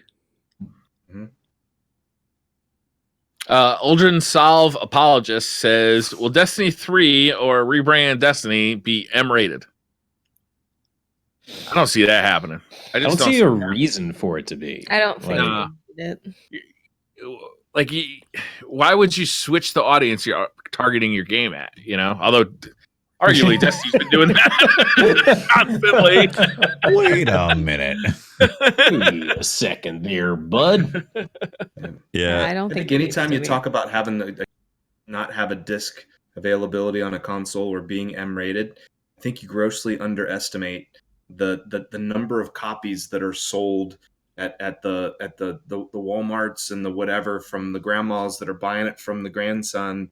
Will Walmart not sell M-rated games? I don't think they do, right? If you're M-rated, like, how many millions of dollars in sales do you lose if you don't have a disc that can be bought as a present for somebody? How much is lost from people that only game on their console in their family room, that maybe put in the disc once for 2 hours and never play it again? Like, that's pure profit. Right. Yeah. And you don't want to give up on that entire market of people that buy a game. Yeah. I was at a retro game store the other day, and you should have seen how many copies of Destiny they had. Really? It was a shelf. It was like one shelf all for Destiny. It started with Destiny, and then it had Taken King, and then there was like an Ultimate Collector's Edition of Destiny 1 at some point, and going up to Destiny 2. But this was just like some random retro game store. It had to be 50 copies of Destiny. It was ridiculous. That's funny. Jeez. Yeah, I almost bought the Ultimate Collector's one because I don't have it. Nice. I honestly don't think the game would benefit from like an M rating. Like the tone is already set. The tone. Yeah. The tone is already set. It doesn't need to be like gruesome or gory or super intense. You can still be like spooky. You can be mysterious without having that M rating. So you just can't be super gory or very troubling. So I think we're fine. We really don't need to see Zavala start dropping F-bombs. Like, it's fine. Yeah. Wasn't there a Rockstar game that shipped that was like a normal rating, but you could enter in a code, and then that upped it to the higher, where other things happened? I vaguely remember that, but I can't remember which one it was. Wasn't it like a Grand Theft Auto or something like that? Like, is there a possibility to have games that have multiple different ratings, and like the common game you sell has a normal rating, but then if you can prove you're above age, you can put in a code to get a different rating. Would that be a benefit for Destiny? I don't think so. I don't know if it would add a lot. Yeah, like the narrative and the way they position the game and the story and all. I think it doesn't need a change. Wouldn't really enhance it that much. Yeah. Shaquille Everett says, "Is the DCP and James excited for Mortal Kombat? Which guest character would you like to see in the Mortal Kombat franchise? Rumors are pointing that Spawn will make an appearance." Spawn would be cool. I do like Mortal Kombat. Yeah. The last one really pissed me off, though. Really? Why? It costs 25 cents to do a fatality in microtransactions. Oh, really? Oh, right. But that just made it easier, didn't it? Still. Like, you could still Hold learn up. the fatality and do it, but you could buy to make it You easier. could Wait, buy mid-match? like easy ones. Like mid-match? No, Yes. no, you buy it. You pre-buy them, right? You have a pre-buy stack. them. Yeah, you don't actually like go to the store mid-match. But yeah, That would be really funny, honestly. Hold on. and it worked I in need like to go buy online this. play too.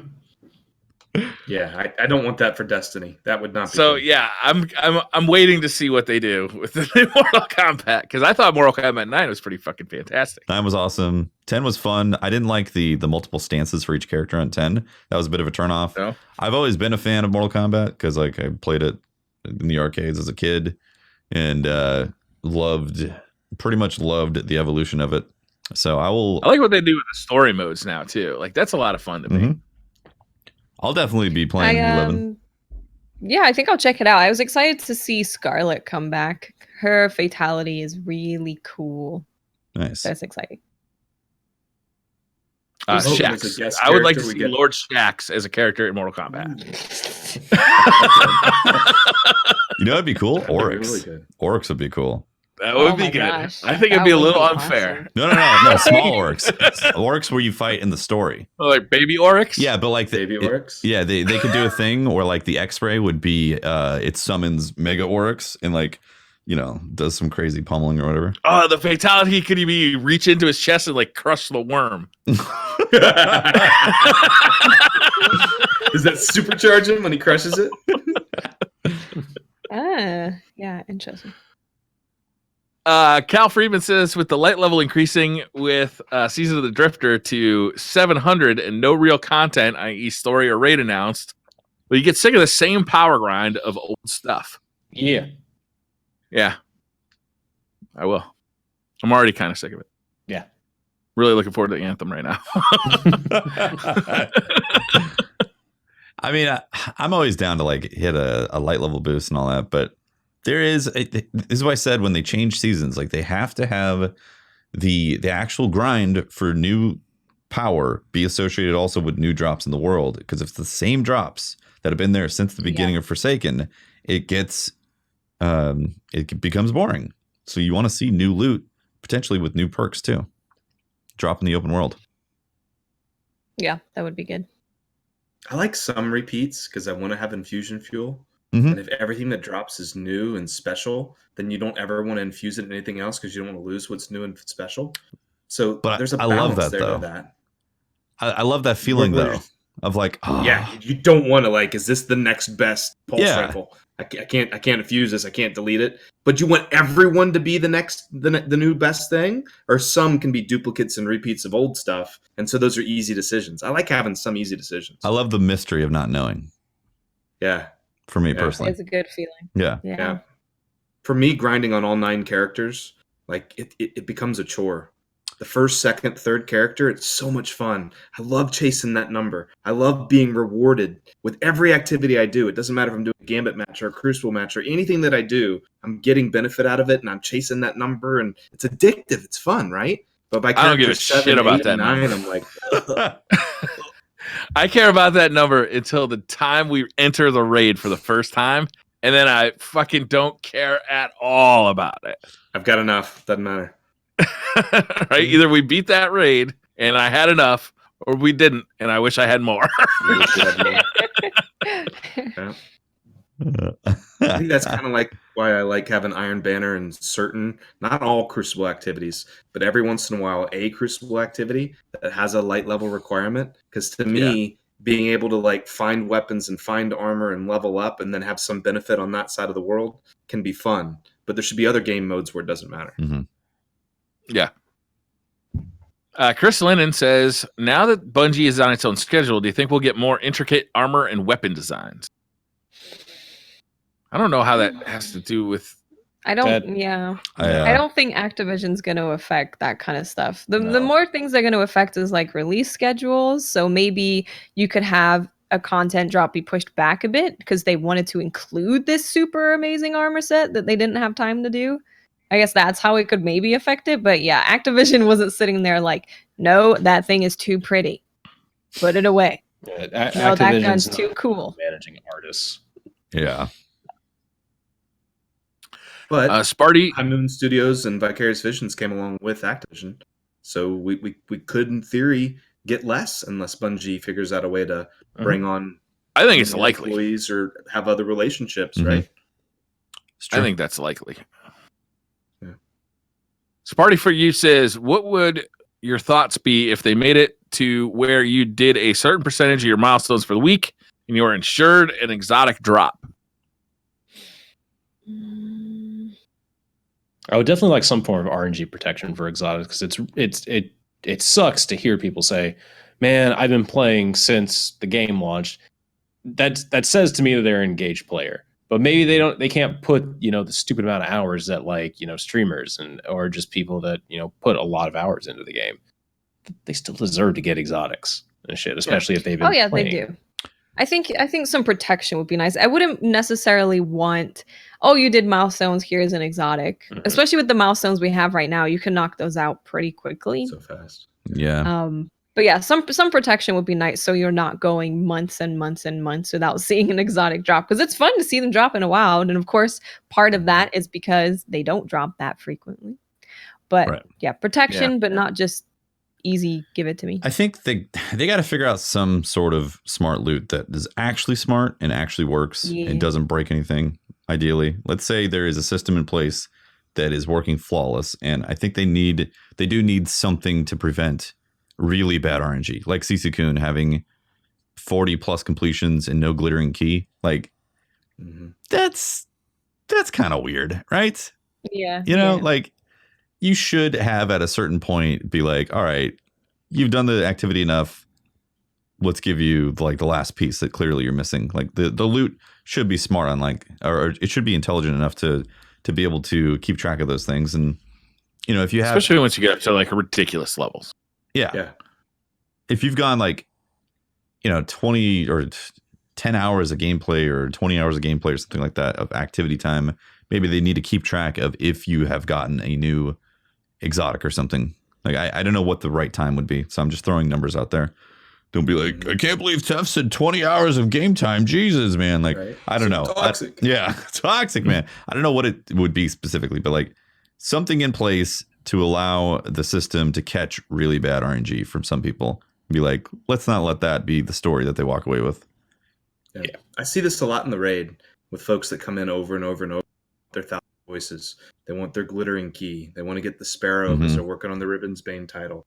They're wanting to get the Anarchy. There's so many rare things. And I'm torn on this because on the one side, I want there to be very rare things in the game, like that Wrath of the Machine ship, because there's so much excitement that comes from having the ability to do the Nightfall the next week, to do your raids the next week, to repeat these activities week in and week out. And if this content's designed to last us 3 months, 6 months, 9 months, a year of activity, if you get everything in the first month, then it's less fun to continue to do the raids and do the Nightfalls and do the things because you're not excited about that one thing you haven't gotten yet. But when I think about like a mechanism in place, we've got one, right? They put it into escalation protocol. It's called deterministic loot drops.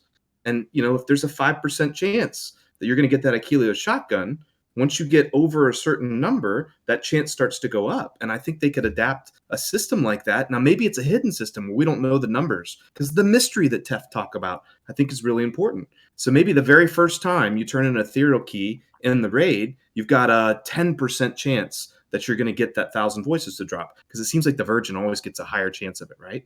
And then like your second ethereal key, it drops down to like a 5%.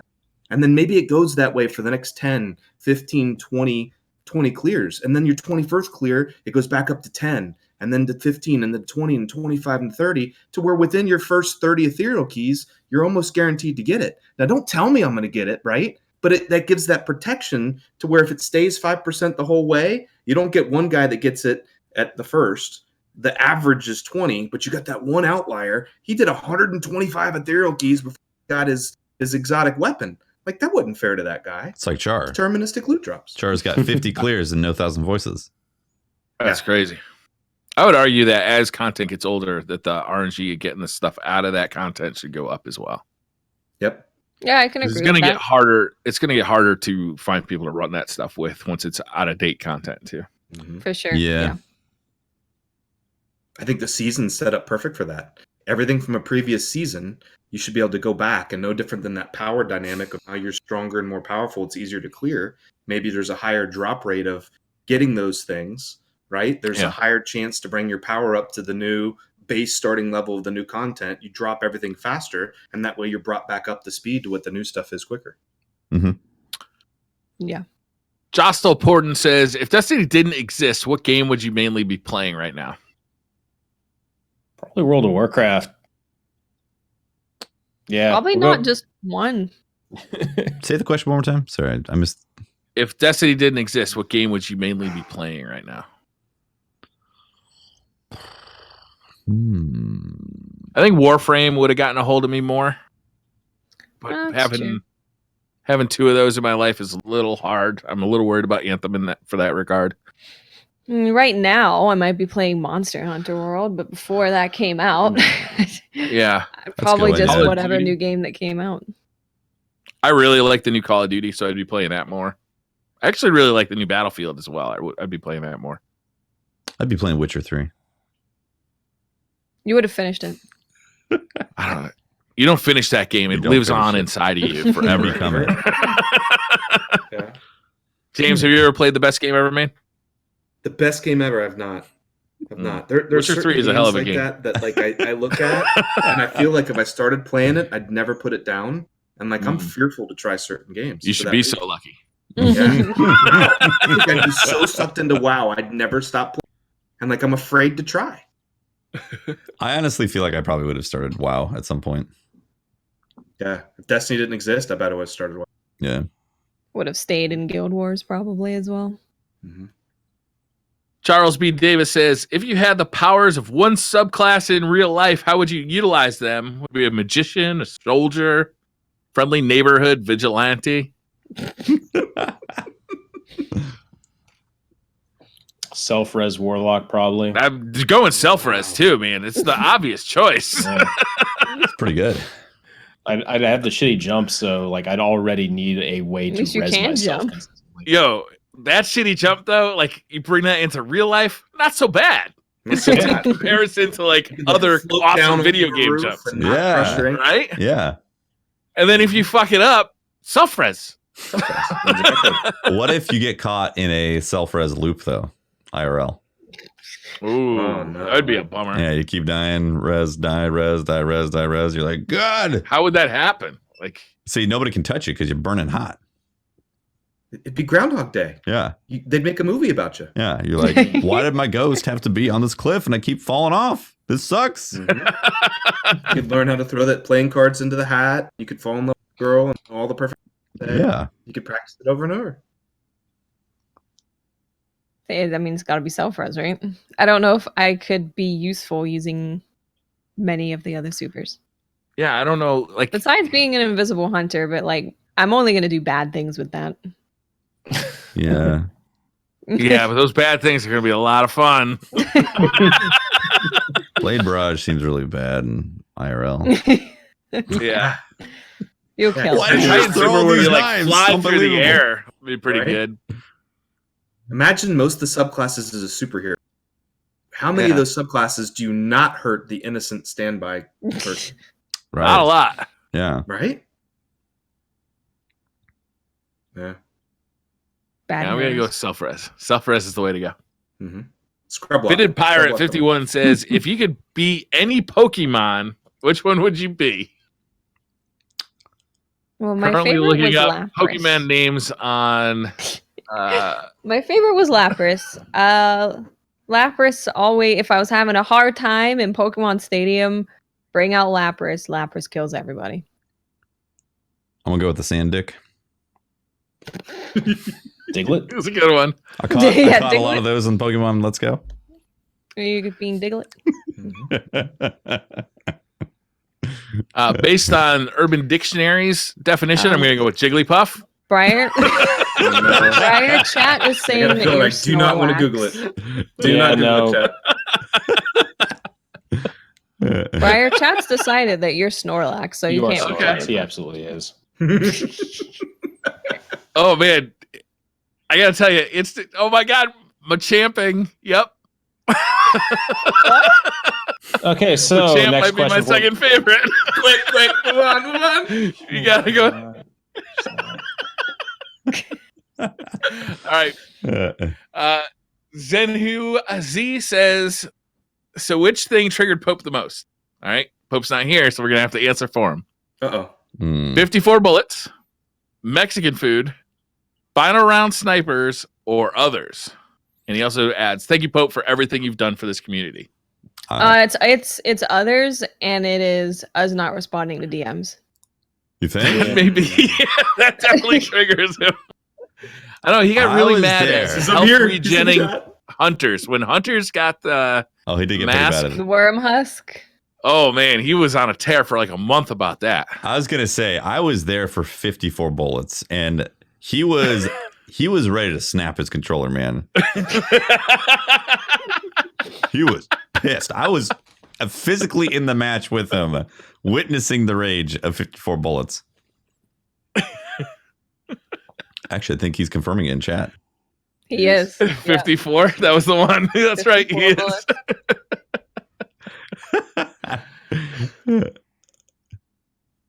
The John says, my friend Nick eats the entire kiwi, peel and all. Is this normal? No. Unfriend. Yeah, you need to seriously think about who you've decided to be friends with. You need to step it up a notch and go out there and meet a better class of people. These life choices are going to catch up with you eventually, so you need to be cognizant of it right now. All right. I agree. You got to stop hanging around with these meth addicts, man. Maybe you need to lend a kind ear because your friend may have an intestinal issue and needs extra roughage in the diet. And if so, maybe they need a friend from the kiwi to communicate with about their difficulties in life. Wow, extra roughage from the kiwi. Before we move on to the next question, there's a few people in chat asking what 54 bullets is. Tefty, would you like to explain? Yeah, sure. It was a dreamy Trials of Osiris night, and I was. Actually, I don't remember who our third person was. Pope, if you are in chat and you remember who the third person was, say it. Because it was, we were playing Trials, and we happened to get into a really laggy match. Really, really laggy match. It was during the time of the Doctor of Passion was very hot in the meta. And Pope's favorite gun. And it was Pope's favorite gun. He had actually gotten the God roll that had perfect balance or whatever it was, or counterbalance. And early. I didn't. Yeah, I think he's the first person who ever told me about it. Yeah, he got that real early. He got it very early and he knew it was good real early. Yeah, he recognized that it was good. Yeah, this was during the time when auto rifles sucked. So the fact that this became good was like, whoa, this is different. How did this weapon become like the way to go? And it was absolutely. There was a season of the Doctor of Passion, and we were playing this match, and it became very tight. If I remember, the kills were mattering, and we wanted to win. And there was a guy or girl who was lagging unbelievably bad, and Pope, within a normal 10-meter distance or so, shot all 54 bullets directly into this Guardian, and none of it counted. And then that person, I believe, turned around and slapped him to death because it was obviously a Warlock. And Pope was ready to shout a tear into the universe. Yeah. Ringo the Dingo says, if Netflix planned to produce a DCP movie, Which actors would you cast as yourselves? You can't pick yourself, only for co-hosts. What? We're gonna be in a movie. Who Okay. plays you? No, you have to pick your co-host. You can't pick yourself. Damn it. You guys say We'll you've think about been it. thinking longer than me. I know this is hard, man. This is a hard one. This is very hard. Tefty gets James Earl Jones. Okay. Oh yeah, with All the right. voice. I dig it. Absolutely. Yeah, Briar's gonna be The Rock. I like that. Thank you. it's good. It's good. That's good. Yeah. I don't know. Holt is gonna be Jack Black. I can accept that. Watt's gonna be Emily Blunt. Okay. Good. All right. All right. It's all- Tefty, you're good at it. Yeah, Tefty coming in clutch. Thanks, Pope? Steph. Pope is gonna be oh god, I can't remember the name of the actor. Steve-O. No. This is great. No. Who's what can I think of? Who was the original ghost? Who was the original ghost? The actor's name? The original Oh, ghost. Dinklage. Swayze? Peter Dinklage. Patrick Swayze. Pope is gonna be Peter. Oh, that Patrick could be- Swayze. Different ghost. That's hilarious too. Peter Dinklage is a good It's one. Dinklebot. Pope is Pope is Dinklebot. going to be played by Peter Dinklage because for obvious reasons, guys. Obvious. Perfect. DJ Smith said, if you had to choose one to eat forever, who would you rather eat cookies that taste like steak or steak that taste like cookies? Health is not an issue. Cookies that taste like steak, probably. You could sneak little tiny cookies and you could just eat it all the time. And people wouldn't know you're doing it either. You could just have a pack of steak in your pocket. Just keep eating nonstop. I like this. Sounds like beef jerky, doesn't it? Like, to me, the mouthfeel of like crunchy steak flavored biscuit sounds better than like wet and hot flavored cookies. Like, Isn't it just gonna texture's gonna be a tough, like, which texture are you, because you're just experiencing the taste, right? right, but I mean the steak, texture. part of a steak is the texture of the steak. When you cut the steak, when you eat the steak, like Yeah, like if the I bit into texture's that so and it tasted like cookie, that'd be an Yeah. instant spit out. yeah, it wouldn't be quite right. I mean, I don't know. I mean, cake is like moist, but steak is very different. Yep, I think I'd go with the beef jerky that already is kind of cookie sized that tastes like steak, and Yeah. Be weird that it's crunchy though. right, crisp and like crumbles. You get hot oven baked steak flavored cookies, so they're Mhm. chewy right out of the oven. Mm-hmm. That hot cookie right out of the oven, though, That's good Chocolate stuff, chip. man. a little melty. It's hard to beat that. Mhm. Blandy McBlanderson says, if peanut butter and in a peanut butter and jelly sandwich, is the jelly a condiment? No. No. Isn't jelly always a condiment? No. No. Isn't peanut butter a condiment too? Jelly's like a preserve. But in the sandwich, is it a condiment? So, like, when you have a burger and you put Yeah. like some ketchup on it, I would say that that's a condiment to the burger. Yes. But the Yeah. lettuce and the tomatoes and the patty isn't a condiment to The it. tomatoes But are I think- definitely a condiment. The lettuce is a condiment too. Is that considered No, a it's condiment? not. I think a condiment is something that Yeah. you put on after the sandwich has been made. Those are like All structural. right, Urban Dictionary. What is a condiment? No, don't do it, chat. Don't do it. Don't do it. I don't know. I'm almost thinking like in a peanut butter and jelly sandwich, like the peanut butter is the main course because That's the like the jelly burger. could be like it could be blueberry or it could be strawberry or it could be grape. And there's like so many different kinds of jellies. Like jelly's the add-on. And the It could peanut butter could be smooth, flavor. or you can be an asshole and use chunky. Yeah. But think about this though: you're not picking up your peanut butter and jelly sandwich and then applying more jelly to it to take a bite. Mhm. Say that's a condiment. It's a Yeah. main ingredient part of the peanut butter jelly Yeah. sandwich. It's structurally important to the experience of the sandwich. Yes. But I could have a peanut butter and banana sandwich that's just as good as a peanut butter and jelly. Just don't put mayo. I swear to God. Nah, I wouldn't put the mayo. But how about like the jelly on the side in the little bowl? What is it, the Monte Cristo sandwich? And you dip the corner of the sandwich in the jelly and eat it? Like jelly could be the condiment for certain sandwiches. Maybe just not peanut butter and jelly. Exactly.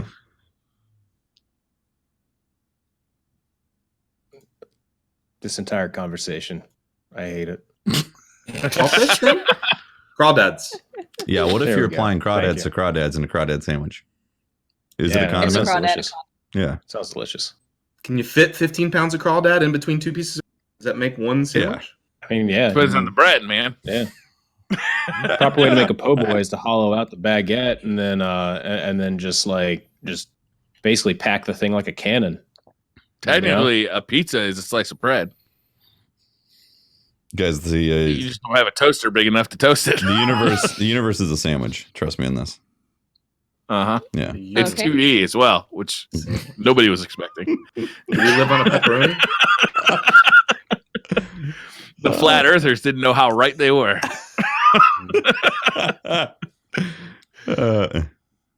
Protheon says, you get $1 million, but for 3 years, every morning when you wake up, you have to eat a peanut butter, mayonnaise, and banana sandwich. Yikes. Do you take the money? $1 million. I don't know. That's 1 million in Seattle is Not a hell of a lot, honestly. That's a real shitty way to wake up every morning. eh. 3 whole years. Can you add wait, you can add stuff to it. What if you can you add stuff to the sandwich in the morning? Because there's probably something you can add to it to make it more. I'm going to go with it now. You cannot add anything to that sandwich. You don't You know got that. peanut butter, mayonnaise, No and condiments. banana sandwich every morning. You don't know that. Yeah, no jelly. Need to follow up on the question. Yeah, I think we're going to need to follow up on this. Didn't you read Hugo Rune's description of what we No. can do? Paladin says, you're live on a TV game show. You want to be a millionaire. Oh, I guess it's Who Wants to Be a Millionaire is a TV show. Okay. And you're on the final question for 1 million, but you don't have a clue of the answer. You still have the phone a friend option. Oh no. Who on this podcast do you call to help out? I'm calling James. I think he's the only one who's going to legitimately try and help me out.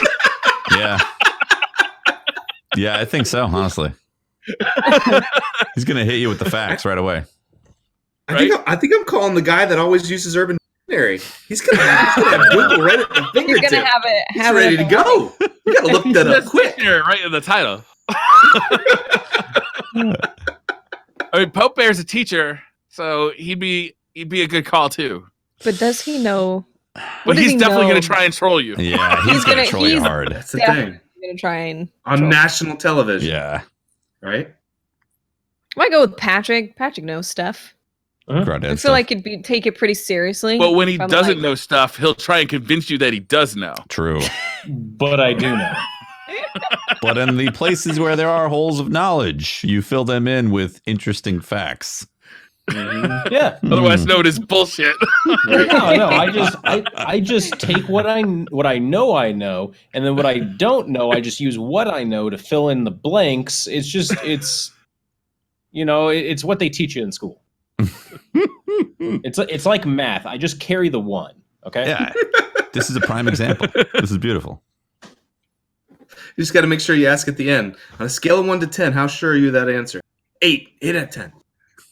Yeah. Julio says, follow Oh, up to the plane crashing. But now you have 15 pounds of crawfish. Do you still eat Briar? Yes. Yes. hold up. I'm deciding right now. Hold on. Let's see. You got fucking crawfish right there, Tefty. I know. I'm thinking about it. Right? Are they not cooked? The answer is yes. Oh, there you go. Briar's cooked. Ooh, raw. Yeah, are they Wait, raw? what? You can get pretty sick. Briar 15 comes pounds of raw cooked. crawfish. Briar's pre-cooked. He's already I am raw. I am raw right now.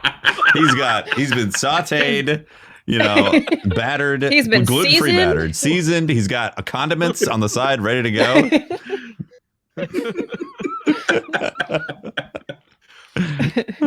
Also, 15 pounds is only enough for one person, according to Patrick. Yeah, I see.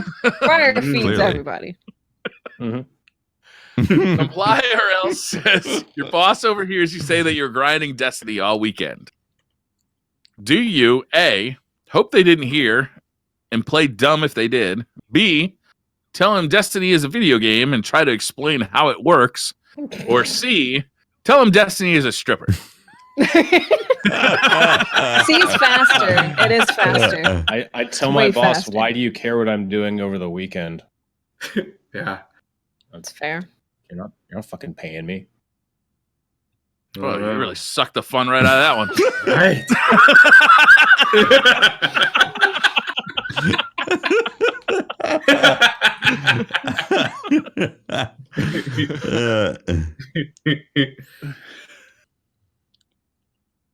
That's it. That's the last question. Oh, nice. That was great. All right. Well then. Cool. Yeah. Do we have anything else to go over? No. How about that ass tat? Yeah, so if you want to find more of me, I'm at Holston_YT. Thanks for tuning in, everyone, this week. You guys are all awesome. Yeah, you can find me on Twitter posting stuff about Magic the Gathering, and it's so much fun. This is such a great game right now that I'm playing. Good. I'm Briar Rabbit. You can find me on Amazon searching for HDMI cable, 16-bit consoles, or at Retro Games Plus looking for Destiny. SNES titles for Destiny, the collector's edition. You guys heard about this Destiny game? I heard it's a banger. I am Tefty Teft. You can talk to me at Teft on Twitter. Catch my streams, twitch.tv/TeftyTeft. Usually start around 6 p.m. Pacific time. And I am Miss 5000 Watts. You can find me on Twitter, Twitch, and YouTube. Just search for Miss 5000 Watts. And I'm James Werk. You can find me on Twitch and Discord and YouTube and Twitter and pretty much everywhere. PlayStation, Xbox, PC is James Werk. And if you're interested in the Heroes for Hope charity stream, where we're going to be raising money for Children's Miracle Network, #4the-kids at the 22nd through the 24th of February. Hit me up on any of those places or find Heroes for Hope. We have positions for everybody, no matter how big or how small that you are and your community is. We want everybody to go. Cool. Awesome, man. Yeah. Thank you very much. Yeah, I'll try to put some of that info in the description of the YouTube video. Hey, whoever's editing the thing that goes up on Podbean, can you put some info in the description there too? Because you Yeah. just copy and paste it like I do. Yeah, probably. Yes. Yeah. Profesh. Real profesh. Hell yeah. All right. Thank you, Well, guys. I thank had a you. blast. Thank you Hey, so dude, much. thanks for coming on, man. Thank you, James. Thank you Yeah. very much. We had a good time. Thank you, James. Yeah. We're going to roll credits and then be back to read out subs live. Bye. Bye.